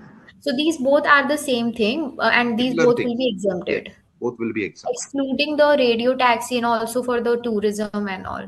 Yes, excluding tourism and excluding the radio taxi that you book via some apps, these are only taxable. Other than that, whatever non-AC transports you book, they are all exempt. Okay, sir. Got it. Understood, sir. Yes, Aditya. Sir, in 17th one, the railways first class is taxable, air conditioner is taxable, which comes for exempt, sir, which can become for exempt, sir. So, beta, other than air condition, you have the regular coaches, na? We call them as sleeper coach. The bogie numbers sir. are S1, S2, S3. Plus, you have the general coach. All Yes, these sir. are exempt. Correct? Sir, what is the radio taxi, sir? Radio taxi? I explained na beta radio taxi. You book through apps, na? Those are radio taxis. Those which are regulated through apps, which has that GPS installed. So which you can regulate through apps. They are, yes. Sir, it may be one place to another place. Like if I am in Bangalore, it may be used for Chennai, Tamil Nadu. We can You go use with it anywhere, it will be taxable, beta. Even if you use within Bangalore, it will be taxable. If you use between Bangalore to Chennai, it will still be taxable. Radio taxi in all cases is taxable, beta. Okay, sir. Okay, thank you. Yes, Harshal. Sir, can I take an ideology for all services which is prescribed in GST law, whether it is exempted or not? Which you said as a common man and a national But bill. these are the common ideology which I have given. So, but you cannot stick to it because there will be some difference in that. But this is just a general ideology to help you understand key on what grounds government decide which service to be exempted. Okay, okay, sir. Yes, beta. Sir, you So what's in your name? What's your 15, name? What's your name? sir, Nisha. Sir, now only your name it is removed. Why? Okay, no problem. Tell me. Sir, I'm telling that in these states, if we book for sleeper, these on that will be only exempt, na sir? Not for Where? AC, not for first class. Yes. Sir, So 15th. sleeper coach, and the general coach are exempt. AC coach Sir, is flexible. yes, in 15A. 15A. Why 15A? So 15A. Beta, why you are talking about sleeper coach? It is air, na? Oh, okay. Okay. Okay. Sleeper coach will come in railways, na? So it is Okay. 17A we are talking about. Okay, sir. In air, these states will be exempted. Yes. Okay, sir. Yes, Satish. Hello sir. Yes, Satish. Tell me. Sir ये जो sir sleeper sleeper coach का जो sir ticket होता है sir उसमें sir GST तो sir exempt है but sir उन लोग सर सर जो टैक्सेस लेते हैं सर वो कन्वीनियंस फी और वॉलेट ट्रांजेक्शन सर ये भी तो सर एग्जाम्प्ट होना चाहिए वहाँ पे। बेटा क्यों एग्जाम्प्ट होना चाहिए? आपने तो उधर दूसरी सर्विस ली ना। रेलवे ने आपको 500 रुपए का टिकट दिया है जिसपे आपके जिस ऑपरेटर से आपने बुक किया, समझो आपने मेक माई ट्रिप से किया, आपने जिससे भी किया, वो आपको उनका कन्वीनियंस फी 50 रुपए लगा रहा है। वो तो एक अलग सर्विस हो गई। नहीं सर जो सर रेलवे का जो सर उनका खुद का जो सर एप्लीकेशन है उनका बेटा ही। पर जब आप ऑनलाइन करते हो तो you are using some platforms ना, सो दैट इज अ या डिफरेंट सर्विस। आपका सिर्फ ओके ट्रैवलिंग को एग्जाम्पशन दिया है, आप जो बाकी के फैसिलिटीज यूज करोगे उसको एग्जाम्पशन नहीं है। ठीक है मतलब सर जैसे अगर रेलवे स्टेशन पर जाके अगर सर टिकट लेंगे तो फिर ये सर्विस मतलब ये चार्जेस नहीं लगेंगे। बेटा, आप ओके ऑनलाइन भी लोगे तो भी ऑनलाइन में जितना रेलवे का चार्ज है वो एग्जाम्प्ट है। पर ऑनलाइन ओके करने का जो ऑनलाइन आप कोई तो ऐप यूज कर रहे हो ना पेमेंट करने के लिए, आप पेमेंट गेटवे भी यूज करते हो, हम्म तो वो ऐप वाला अपना ऐप चलाने का तो चार्ज लेगा ना, क्योंकि उसको इतना बड़ा ऐप बनाना है, चलाना है, उसका ऐप पूरा मेंटेन करने के लिए टीम होती है, तो वो अपने ऐप के लिए आपको कन्वीनियंस फी लगाता है। वो नहीं सर जैसे फिजिकल टिकट अगर सर लेंगे स्टेशन पर जाके तो सर ये मतलब ये चार्जेस मतलब नहीं लगेंगे। तो सीधी सी बात है बेटा, आप जब फिजिकल लोगे तो चार्जेस क्यों लगेंगे? Okay sir thank you. Yes Dhanlaxmi. Sir, in the entry 15, B and C says like I wanted to say with an example, sir.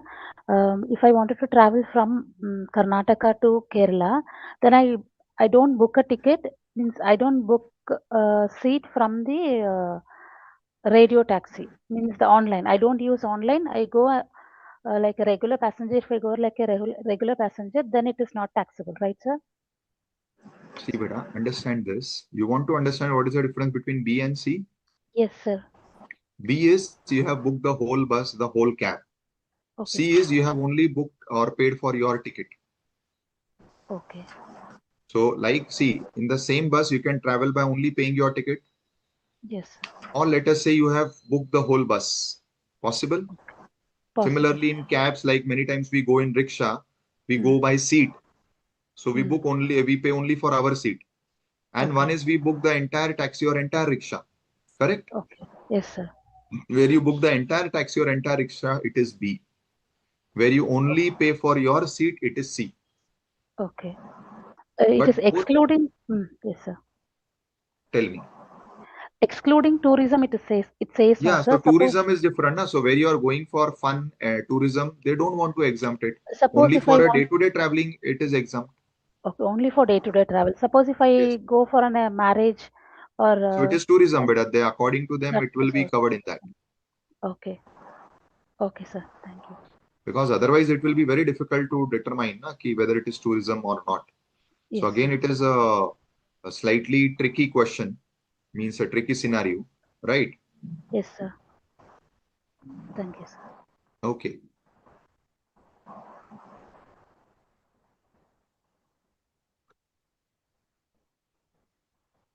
So Aditi, I hope you got answer to your question. So you are still asking what does 17E says? 17E, what is the doubt? Metered cabs, beta, you go by taxis. Taxis are meter cab, na? Metered cab, where rickshaw and taxis have meters. Those are metered cabs. I already gave example now of rickshaw and taxi, where you pay by meter. Those are metered cabs. Divya, sir, non-air traveling by radio taxis. Non-air traveling? Yes. Samiran, sir, in 15 entry, the GST on tickets by air is exempt. If we leave the place from these 3 states or we go on to these 3 states. Correct, Samiran. Sridhar, I booked railway ticket in post office. Post office should collect extra charges. Then these charges is exempt. No. Any extra charge collected over and above the ticket amount, that is taxable. Exemption is not for extra charges, Pida. Right? So extra charges are the facilitation. So through whoever you are using or booking the ticket, that will be taxable. That will not be exempt. Only the charges for the travel is exempt. Any other extra charges somebody is charging, like any online app, or you are saying I'm going to post office and they collect extra, that is what is taxable. What is embarking and terminating? बेटा embarking means गाड़ी में चढ़ना. आप कोई भी गाड़ी में flight में चढ़ते हो उसे embarking बोलते हैं. और टर्मिनेटिंग मीन्स वो आपका जहां पे भी वो खत्म होता है ट्रैवल, जहां से आप उतरते हो. सो उतरना इज डिसएम्बार्किंग, चढ़ना is embarking. Correct.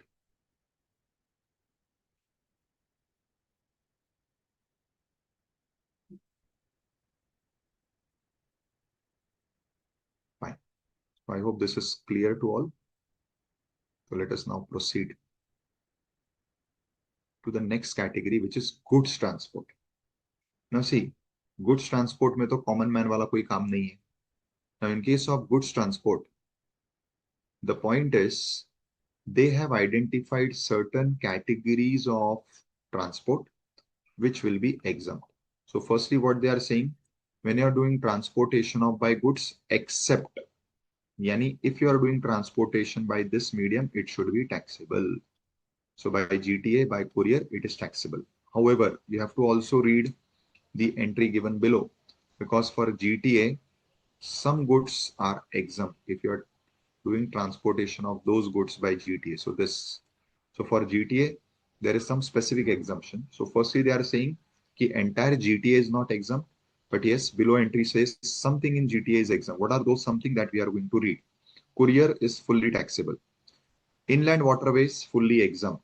So you are using waterways for transporting goods, it is fully exempt. Now, when you transport your good by rail or by vessel, vessel is ship. So when you are transporting your goods by rail or vessel, then transport of these items, relief material. I hope you all understand what is relief material. So कहीं पे earthquake होता है, कहीं पे landslide होता है, जहाँ पे ऐसी कोई भी तबाही होती है. So these are called as disasters or calamities.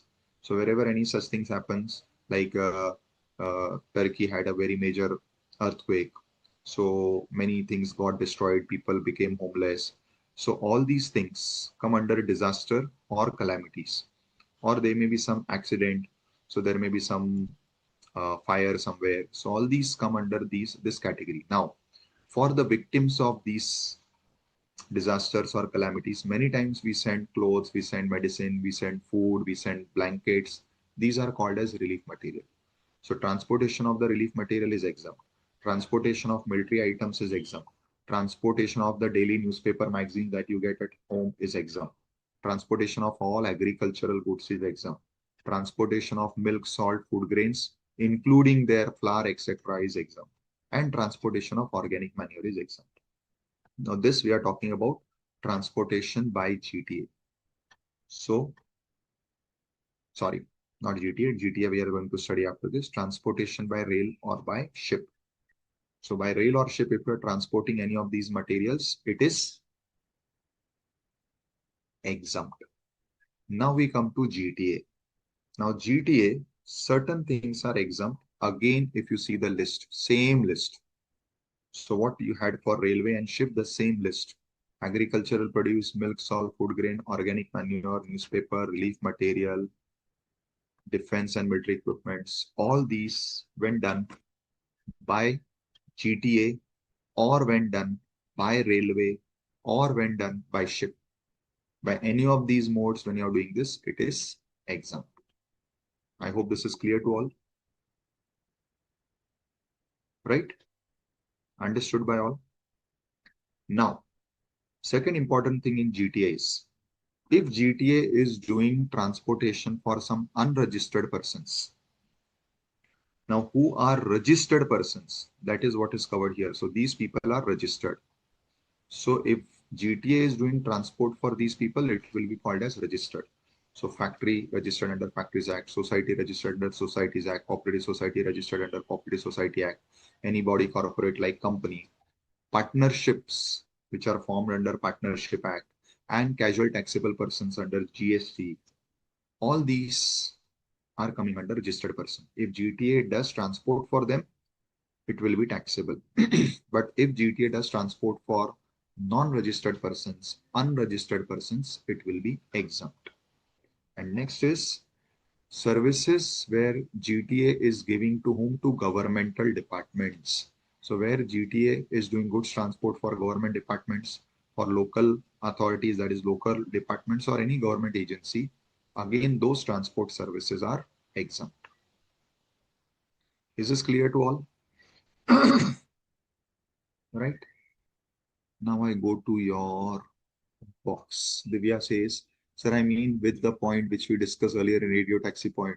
In it only radio taxis and tourism services are taxable. Correct.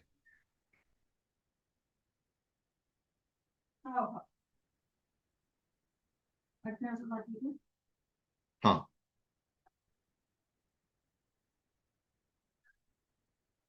Okay. So things up to this point is clear. Correct. Harshal, why you want break now? Is it so heavy? You can take a break, no problem. Yes, Sir, Aditi. sir, I have a doubt that when a GTA provides services or the transportation services to an unregistered person, then why is it exempted? Like, why the government gives a exemption to the unregistered person? They should give exemption to the registered person. No? But if they give an exemption to registered person, then everything will be exempt there. See, unregistered person are who are individuals. See, whom they have covered in registered. They have covered companies, they have covered factories. So they have mainly covered all businesses. Correct? Yeah. Now, who is left out then? You and me. So let us say Yeah. you are shifting your house. And for Okay. shifting your house, you are using some goods transport. That will be exempt because we are unregistered. So again, you go back to the same point, common man. Na? Okay. But why you should give exemption to companies? Because they are doing it for earning business, they are doing business and earning profits. So if GTA is doing transport for them, it will not be exempt. Logically, Okay. na? Otherwise everything will be exempted. Okay, sir. Understood. Thank you.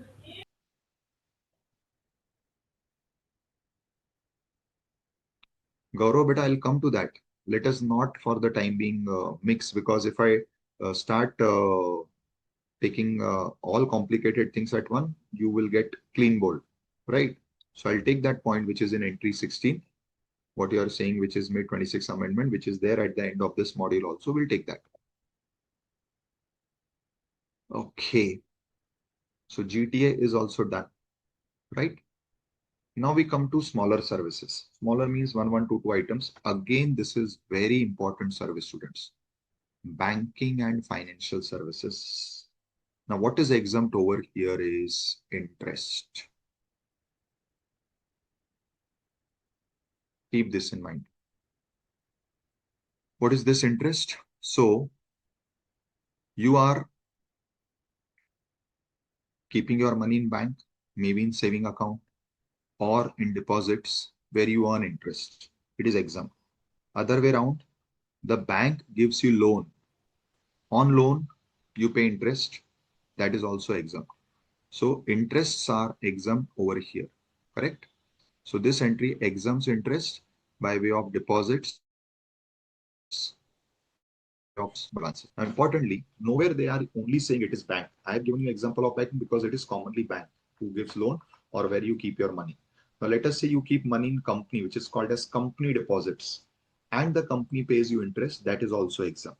Second, where you give personal loans, like some of your known persons, your relatives, your friend circle, your business group, they require money. You give them the loan and you charge interest, which is very common. all such interests are also exempt, because here nowhere in the entry they are using the word only by bank.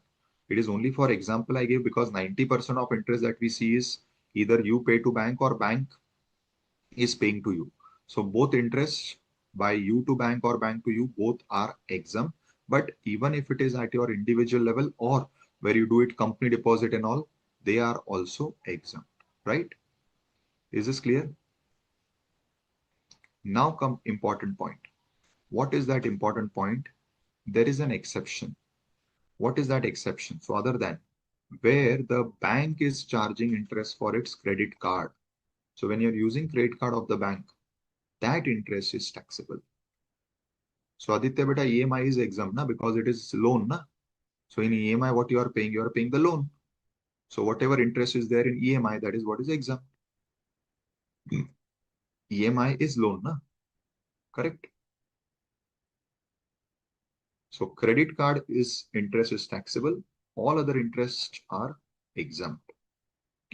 Now comes the second part. Now this is interesting. If you are having any import-export transactions, either you have to make payment in foreign currency or you receive payment in foreign currency. Now, whenever there is any foreign currency requirement, our Indian laws, especially FEMA, do not allow you to keep foreign currency beyond a particular limit. So you can have foreign currency, but only up to a particular limit. Now, the most important point. So let us say you need to make payment of 1 lakh euros. Now you cannot keep 1 lakh euros. So from where will you get this 1 lakh euros? You have to go to the bank, or you have special money changers who are authorized dealers of foreign exchange. So from where you can get foreign currency, or if you have foreign currency, you can give and get rupees.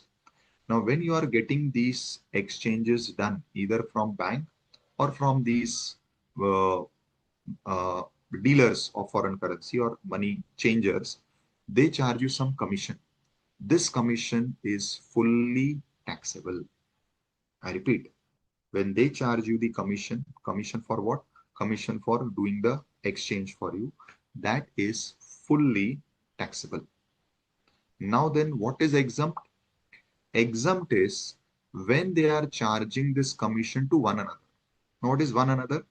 So let us say you go to a bank for getting some foreign currency exchanged.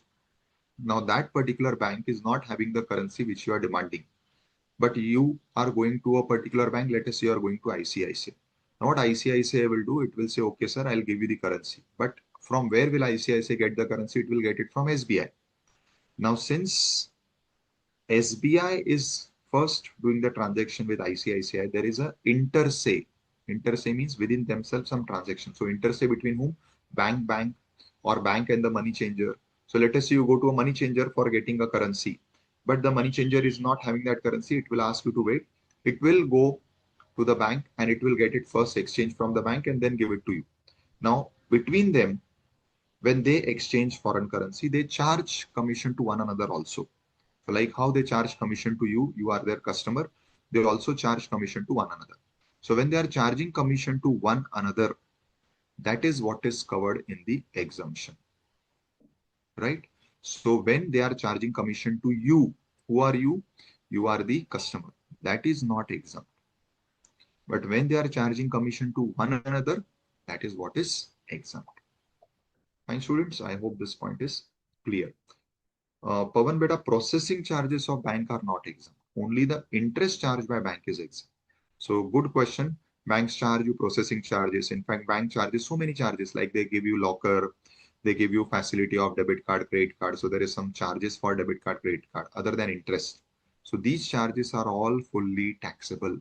Only what is exemption in point A is the interest. That also, if it is interest on credit card, that is also taxable. But all other interests are exempt, but other charges other than interest are not exempt, right? Understood?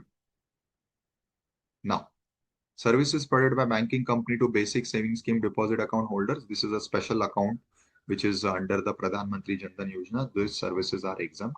So over there, whatever bank charges are levied for these services, those bank charges will be exempt.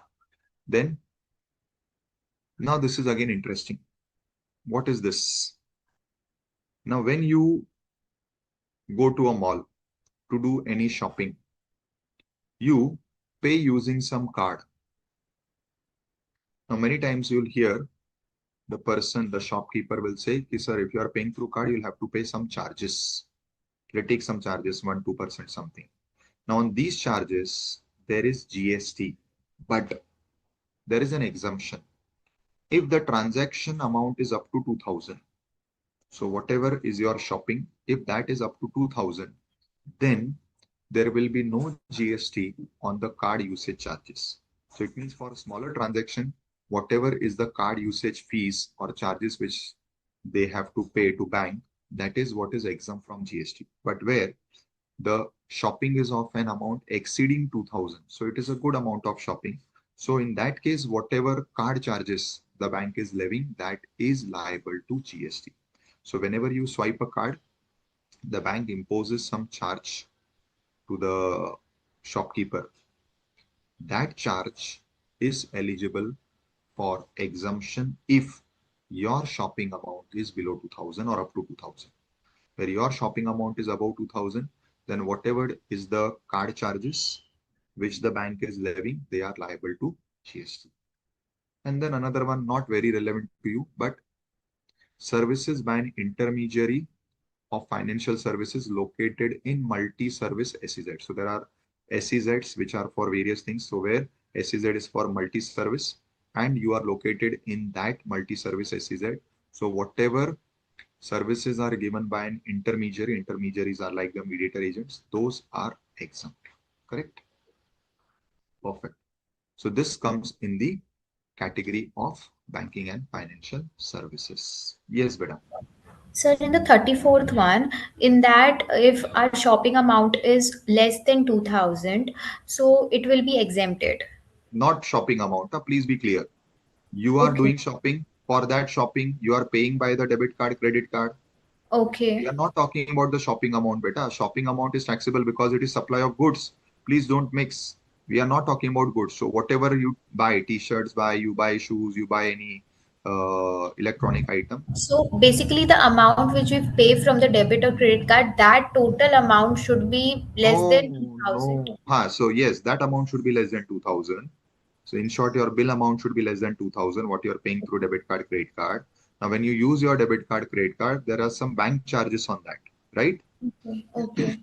We are talking about those bank charges. Okay, so it is up, if it is up to 2000, so it will be exempted. What is 2000? Your shopping amount, right? Yeah, which we pay from the credit card or debit card. Yes.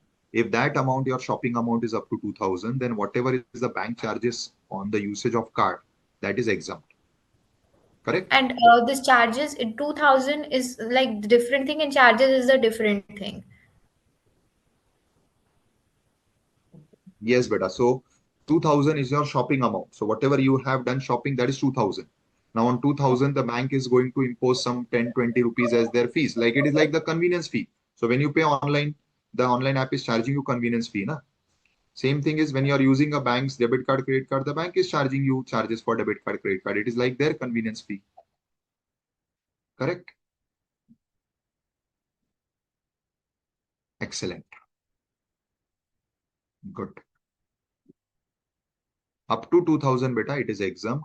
If your shopping is above 2000, then whatever is the card charges, there will be GST on the card charges. If your shopping is up to 2000, then whatever is the card charges, the GST on that card charges will be exempt. Right, beta? Where, Harshal, any person? Where is any person, Harshal?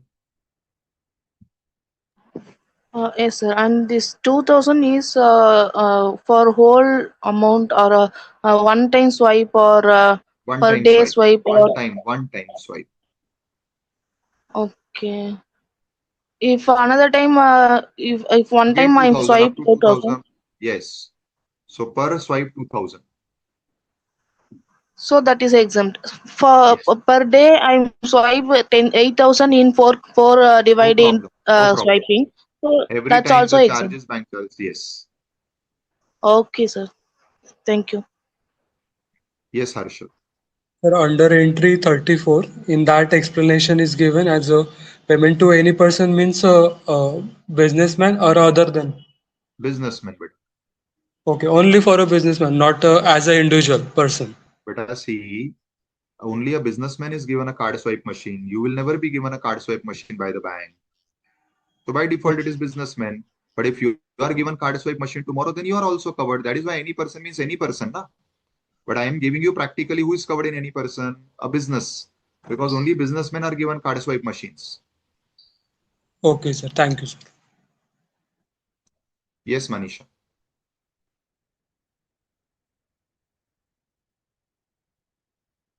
So, sir, for example, if I did shopping for 3,000 and it exceeded the limit and the bank charged 50 rupees, okay, so that 50 rupees is taxable. Yes, but correct. It is the bank charges but which we are talking not about, not shopping your money. shopping. Yes, correct. Okay, sir. Yes, Nisha, beta. Sir, that shopping charge amount is including GST is 2,000. That will be exempted. Yes. Not shopping amount, beta. The bank charges on the shopping amount. You pay using the debit card, credit card. Shopping amount will be having the GST. Shopping is the goods. So So whatever that is GST will be excluded. why GST Till will be to included, बेटा? You are आपने shopping किया, आपका shopping का bill बना 2,800. Obviously it is including GST. तो yes, फिर sir. Shopping पे तो GST है, आपने पेमेंट किया 2,800 का. Yes, sir. समझ में आया यहाँ तक? Yes, sir. अब ये 2,800 का आप पेमेंट करोगे, आपने कार्ड से पेमेंट किया, तो बैंक उसके लिए आपको 50 रुपए बैंक चार्जेस लगा रहा है, कार्ड का स्वाइप करने का चार्ज. Yes, sir. So आपको that मीन्स will be उस बिजनेसमैन को, taxable. जो बिजनेसमैन को वो बैंक ये फैसिलिटी दे रहा है ना कि आप उसके पास कार्ड स्वाइप कर सको, तो बिजनेसमैन को 50 रुपए चार्ज लगाता है. Correct? Okay, that charges will be if it is up Taxable to or exempt. 2,000. Yes. Not that charges, but your shopping amount if it is up to 2,000, आपका shopping amount 2,000 तक है, तो जो भी बैंक चार्जेस लगाएगा that is exempt from GST. आपका shopping amount 2,000 से ऊपर है, तो उस पे जो भी बैंक चार्जेस लगेगा that is liable to GST. Okay. So, sir, my question is that लेकिन on sir shopping GST we are paying tax. Yeah, you can Yes, Manish. ask your question, sir. No, go ahead, please. Yeah, sir, I was saying that on shopping also we are paying tax and on bank charges also we are paying tax. So there is a problem of double taxation, right, sir? So isn't it Why, beta? unfair Why for double us? taxation? Why double taxation? Are you not using two different facilities? One, you have shopped goods. Another, you are Yes, using sir. the facility of using credit card. Yes, sir, service status. It is Okay, like you are sir. going by train and you are also ordering food. So आप ये नहीं बोल सकते ना मैंने train में food खाया तो अगर ट्रेन एग्जाम्प्ट है तो फूड भी एग्जाम्प्ट होगा. ट्रेन और फूड दो अलग अलग चीज है. वैसे Yes, यहाँ पे sir. आपने जो शॉपिंग किया वो अलग है और आपने शॉपिंग करने के लिए क्रेडिट कार्ड यूज किया वो अलग है. आप जो फैसिलिटी यूज कर रहे हो उसका चार्ज तो लगेगा ना. Yes, sir, I thought it to be one thing. Sorry. Yes, Maithili. Yes, sir. If, for example, my bill, my per time swiping is 5,000, so then government will tax or a bank will be charging 100 rupees or 150 rupees Whatever, for correct. that The 5,000. bank is always charging because But bank is doing business. It is always going to charge. Even if you swipe for 100 rupees, it is going to put some charges, whatever it wants. The charges are levied on the shopkeeper because bank is giving yes, sir. shopkeeper the facility that the swiping machine is given to the shopkeeper where you go and swipe. So the bank is charging to the shopkeeper. Correct? Now tell me your Yes, sir. question. But my doubt, yes, sir. Yeah, now if up to 5,000, no, up to 2,000 is exempt. So my bill, my per swiping is 5,000. So up to 2,000 is exempt. After that, the balance No. 3,000. Full 5,000. Full because bank is going to impose one fixed charge. Let us say on 5,000 it has imposed 150. So that entire 150 is taxable. You cannot break it into how much is for 2,000 because bank is putting one charge. It is a lump sum charge. Okay, sir. That this break point is not available to this. Correct. The maximum swiping amount is 2000. That's only exempt. Then If whatever is the the bank charges, swiping amount yes, correct. that if any 50 rupees is or 100 rupees, that is exempt. Correct. Yes, sir. Okay, so thank you. Students, let us take a break. So we'll take a 10 minutes break only, not more. And after 10 minutes, we'll come back to go to the other entries. Fine. So let us go for only a 10 minutes break.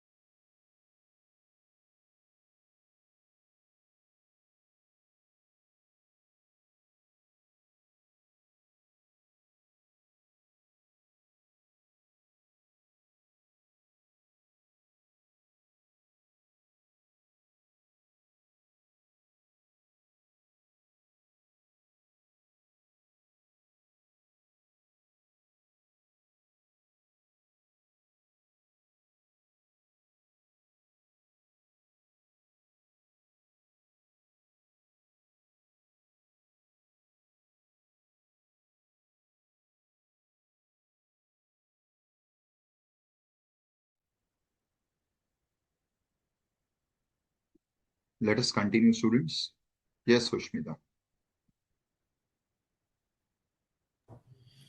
Sir, I had one doubt in the service provided by government section. Please tell me. So there,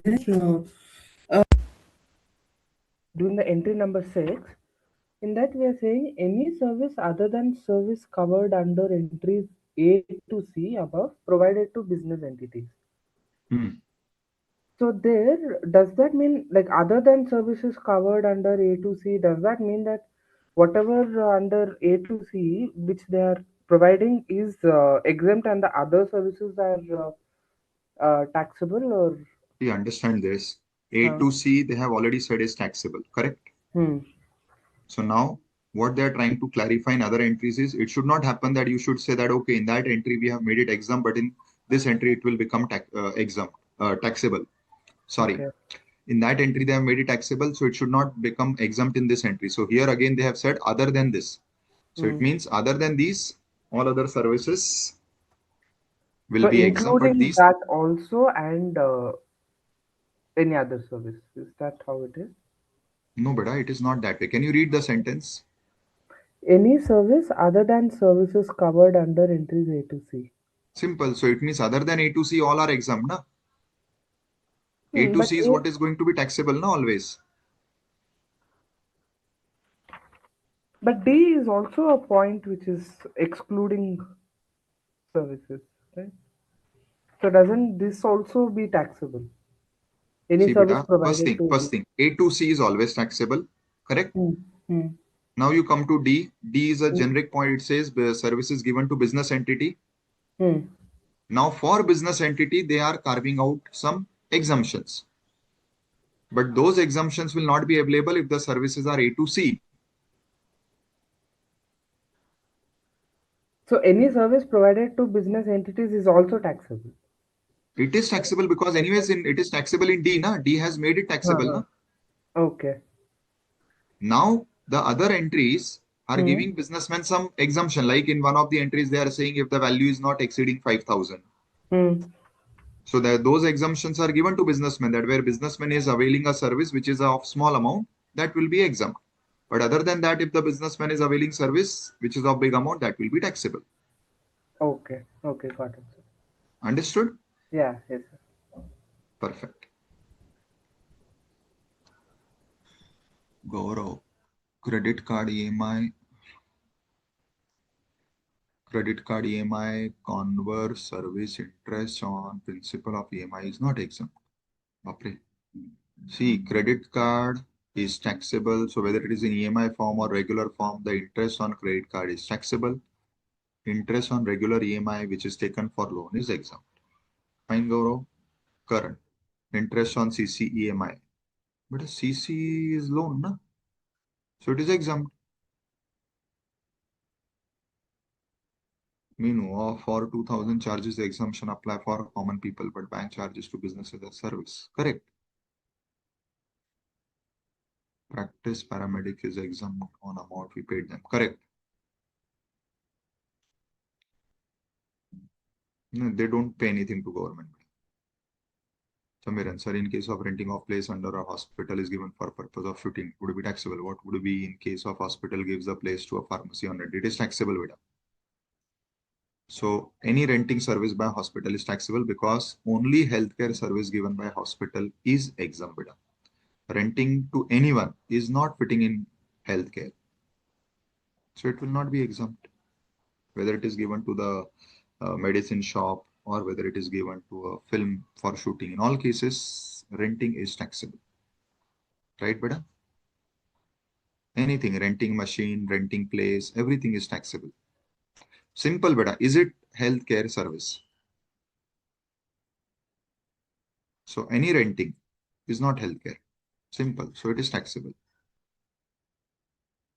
Minu beta, they are not paying anything to government because there is no specific registration. Some states may have some smaller registration, but that is then registration amount has nothing to do with. Again, whether registration is healthcare service, what service they are giving by treating you, that is healthcare. So only that is eligible for exemption, no other service. Why you are stuck up in that registration part, beta? I don't understand. Tanu, good question. So during Diwali, there were major changes in rates of GST. Are they relevant to us? They are only relevant where they relates to service. Like right now, the point which we are going to discuss now has service point, which will be relevant to the Diwali related changes. So only service related changes are applicable. But during Diwali, 90% changes were in goods, only 5-10% changes were in services. So goods related tax rates or exemptions are not part of our syllabus. So that you need not worry about, beta. Fine. Check. Now coming to insurance. Now this insurance had exemption during Diwali. But before that, what is this original exemption entry?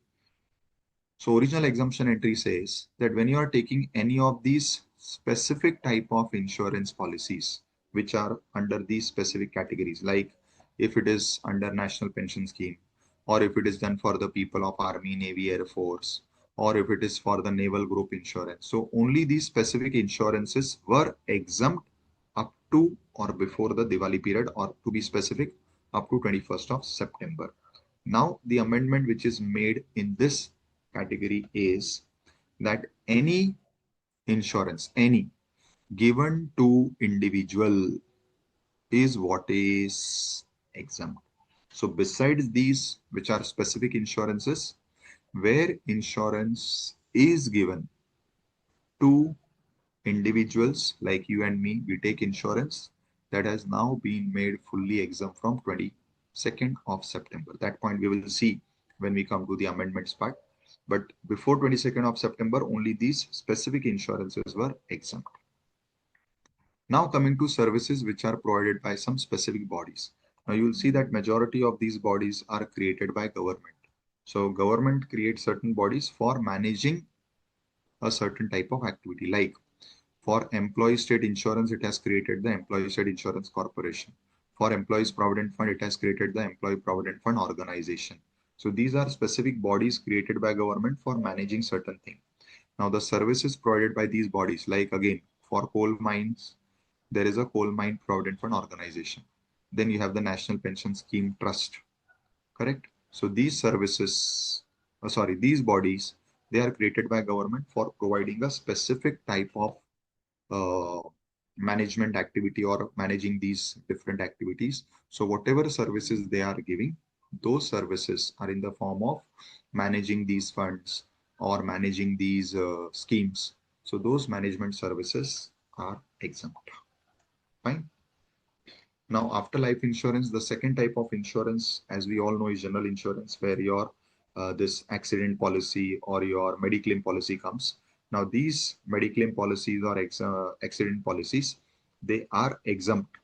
But important point is again 2 points. One, up to 21st of September, only these specific insurances, heart insurance, cattle insurance, insurance for tribunals, then Janta personal accident policy, only these specific insurances were exempt up to 21st of September. Now comes 22nd of September, where the government again brought a general exemption where any individual is taking life insurance policy, which was the previous point, or in this point, any individual is taking a medical insurance policy. So that was made exempt from 22nd of September. That we will see in the exemption, the amendments part when we will see. So before that, all these specific insurances were made exempt. Then what it says, services by way of reinsurance. So many times you take insurance with company A. Company A get your policy reinsured with company B.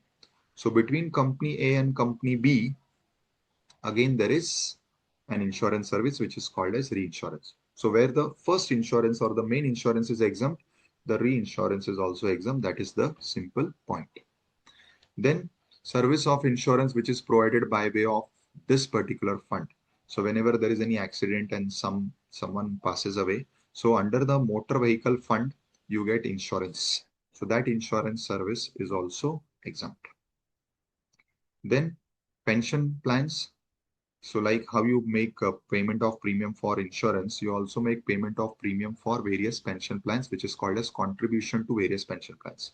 When you are contributing to this, what is this? Atal Pension Yojana, or you are contributing to any specific pension scheme of state government. So that is what is made exempt. So like how you contribute to insurance, if you contribute to pension plans or pension schemes, that is also made exempt over here. Fine. Any queries relating to the insurance part, students?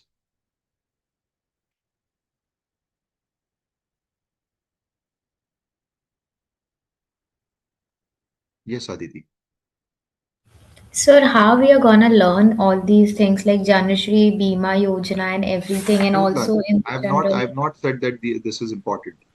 If you are observing whatever services or exemption entries are important, I'm saying this is important. Like I said for bank, then I said for healthcare, then I said for education. I did not say anything for this, so don't worry.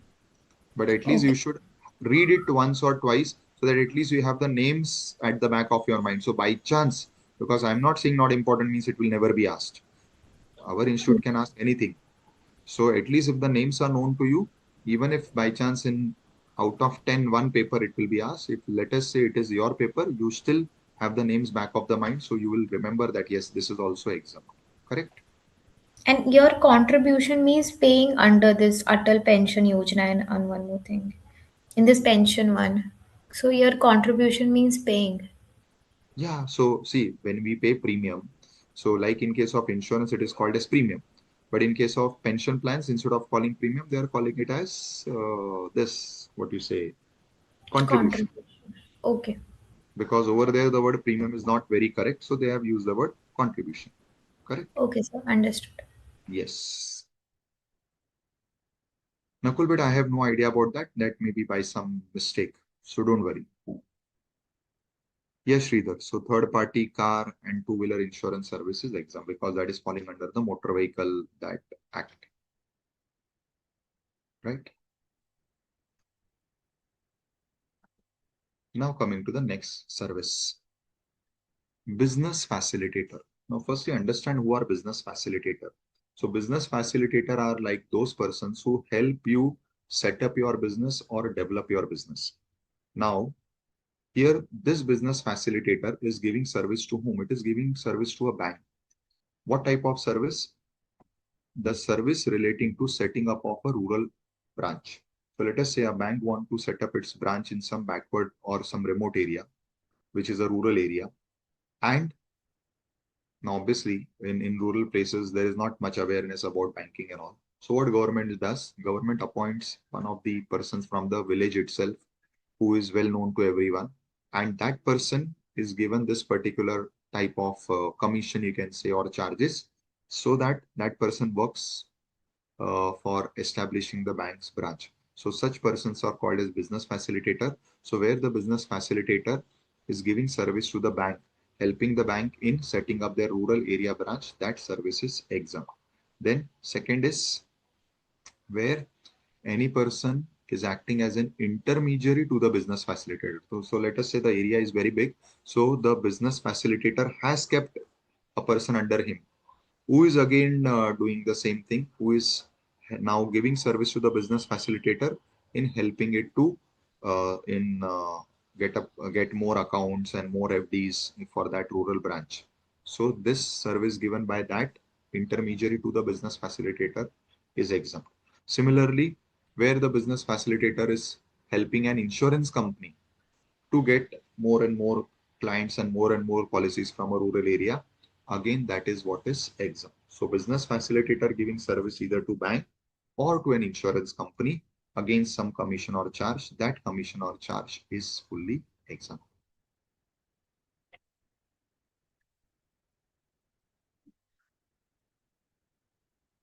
Facilitator to government is exempted. See, beta, for government, we are having specific entries, right? Now, if you're asking government bank, then government bank comes over here. So let us say it is SBI, which is setting up. Now, anyways, SBI is also now no more a government bank. We also buy shares of SBI. But let us say at one point of time, it was a government bank. It was completely under government ownership. So for government banks, if you are acting as a business facilitator, you fall under this entry. Correct?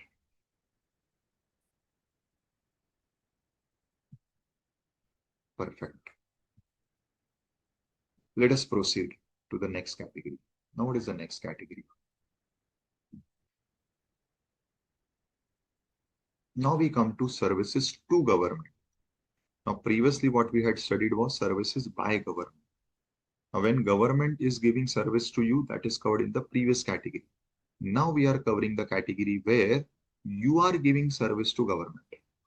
Now you will say, sir, what type of service we give to government? The answer is simple. Today you are seeing so many infrastructure development were going on, construction of various roads or various ports, airports is done. So who is doing this? It is done by some contractor, where the contractor is giving service to the government. So those are the cases where you are giving service to the government. Means some private person is giving service to the government. Now in such cases, what all cases are exempt where service is given by you to the government? First is pure services, which excludes works contract. Why? Because works contract is covered separately. So first is pure service given to the government. Given to whom? To central, state, or union territory or local authority. And what type of service? The service is in relation to any of the functions, which is the function of panchayat or of municipality. So where there is any function of panchayat or municipality and you are giving a pure service. I'll give you an example. Now we all say that every morning you have the garbage collection vehicle coming to your doorstep who collects the garbage. Now, actually garbage collection is the service of local authority or local government. But local government itself is not doing that garbage collection. It has given the contract to you. You are that contractor who is having all those vehicles. You have hired many drivers, many laborers who are every day doing the garbage collection from the specified areas which are allotted. Now, in such cases where garbage collection is done by you, you are charging the amount to the government because you are providing these services to the government. Most important, what are these services? These services are those functions which are originally given to a panchayat or functions which are given to municipality. So garbage collection is the function of municipality as per the constitution. So when such services are given by you to the government, they are exempt. Now comes the composite supply. Now this will cover those works contract services. Now what type of services are covered? So where composite supply, obviously composite is what? It covers goods and services both, where the value of the goods in this composite supply is not exceeding 25%. So where value of goods does not exceed 25%, that type of composite supply is covered. Again, you are giving it to whom? Central, state, local authority. And again, it is in relation to the functions of panchayat or municipality. Now I gave you example of the first service. Now I'll give you example of the second service. What is this? So you have potholes in the roads, correct? Now these potholes have to be filled in so that the road is in good condition. Second, the municipality also has the function of putting street lights. Now for all these functions, what municipality has to do as per constitution, it appoints you or it gives you the contract. We always listen to this, that contract is given to some contractor. So you are given the contractor. You are given the contract. Now, when you are given the contract, in that particular case, you will be charging to the government for this works contract. Now, this works contract which you are going to charge to the government will be exempt, provided out of the total value of work done by you, only 25% should be including or covering goods, remaining 75% should be for service. So when, let us say, you are doing this construction of filling the potholes, whatever material like the dumper and the cement that you have used for filling the potholes, out of the total contract value, the material cost or the material value should be up to 25%, remaining should be the labor charges, the road roller charges, etc. So such services done by a private person, a works contractor for the government will be exempt. Again, same condition. What type of service it is? It is the service which is originally the function of municipality or panchayat. And it is done by you. That is, it is a service given by you to the government. Now then comes some very important services. So again, government has to provide you water. Government has to take care of public health, sanitation, etc., solid waste management, and slum improvement, etc. Now again, all these services, the government subcontracts it. So it appoints various contractors for doing all these things. So where services are subcontracted, so you are appointed as the person who has to manage the entire water pipeline or entire public health. So you are giving service to the government, which the government is giving to the public. So government has appointed you as a contractor for carrying out these activities. It will be exempt. So whatever charges you will charge to the government will be exempt. Then comes the next services, ration shops. I'm sure you have heard this, ration shops. Nowadays, many of us may not be using it, but these are fair price shops, which are government shops. Now again, somebody is sitting in the shop for actually distributing the goods as per the government's price card and as per that ration card limits.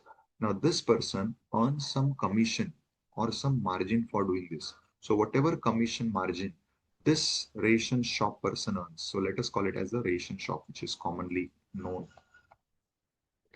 So whatever is the commission margin this ration shop is earning by selling those goods at low price on behalf of government, that is what is exempted under this entry.